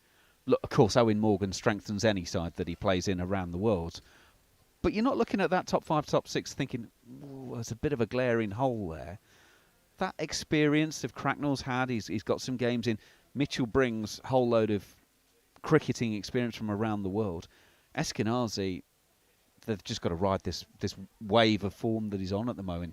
Logic says it will have to end at some point, but for the time being, while it's not, hey, make the most of it and enjoy it, because he's playing so well. So look, they've given themselves a chance, haven't they? I mean, when we consider where things are at the moment in terms of the table, Hampshire aren't a great deal better off coming into this weekend. They were the side that Glamorgan and Middlesex having a sandwich. It's not like they're going to Gloucestershire or Kent or Surrey tomorrow. These are, to use the old footballing cliche, your 6-pointers. Well, these are 4-pointers, aren't they, at the moment? Because Middlesex now have 4 points, the same as Hampshire. So win tomorrow, you've taken 2 points, put 2 points on you, stopped them getting 2. So it's another really important one. And you can get on a roll in T20, the old cliche. Again, another must-win tomorrow night at the Aegeus Bowl for Middlesex against Hampshire, a side that they've already beaten this year. They beat them here, of course, with a fantastic run chase of 215. So that game could be a cracker as well. Macca, been an absolute pleasure to have you Thoroughly here enjoyed it. once again. Thanks very much to Crew Clothing as well for our lovely shirts, which I'm going to wear again, I think. Very smart. Excellent work. Yes, thank you very much. Very kind. Right, and thank you all as well for tuning in. I hope you enjoyed that. Middlesex back to winning ways. They had to get there, didn't they? Do join us for our next home game of Middlesex. That will be next Thursday as far as the live stream is concerned. That one, we're back at the home of cricket. So will be a bit of a different atmosphere. Lots of crowd in. We'll see you then.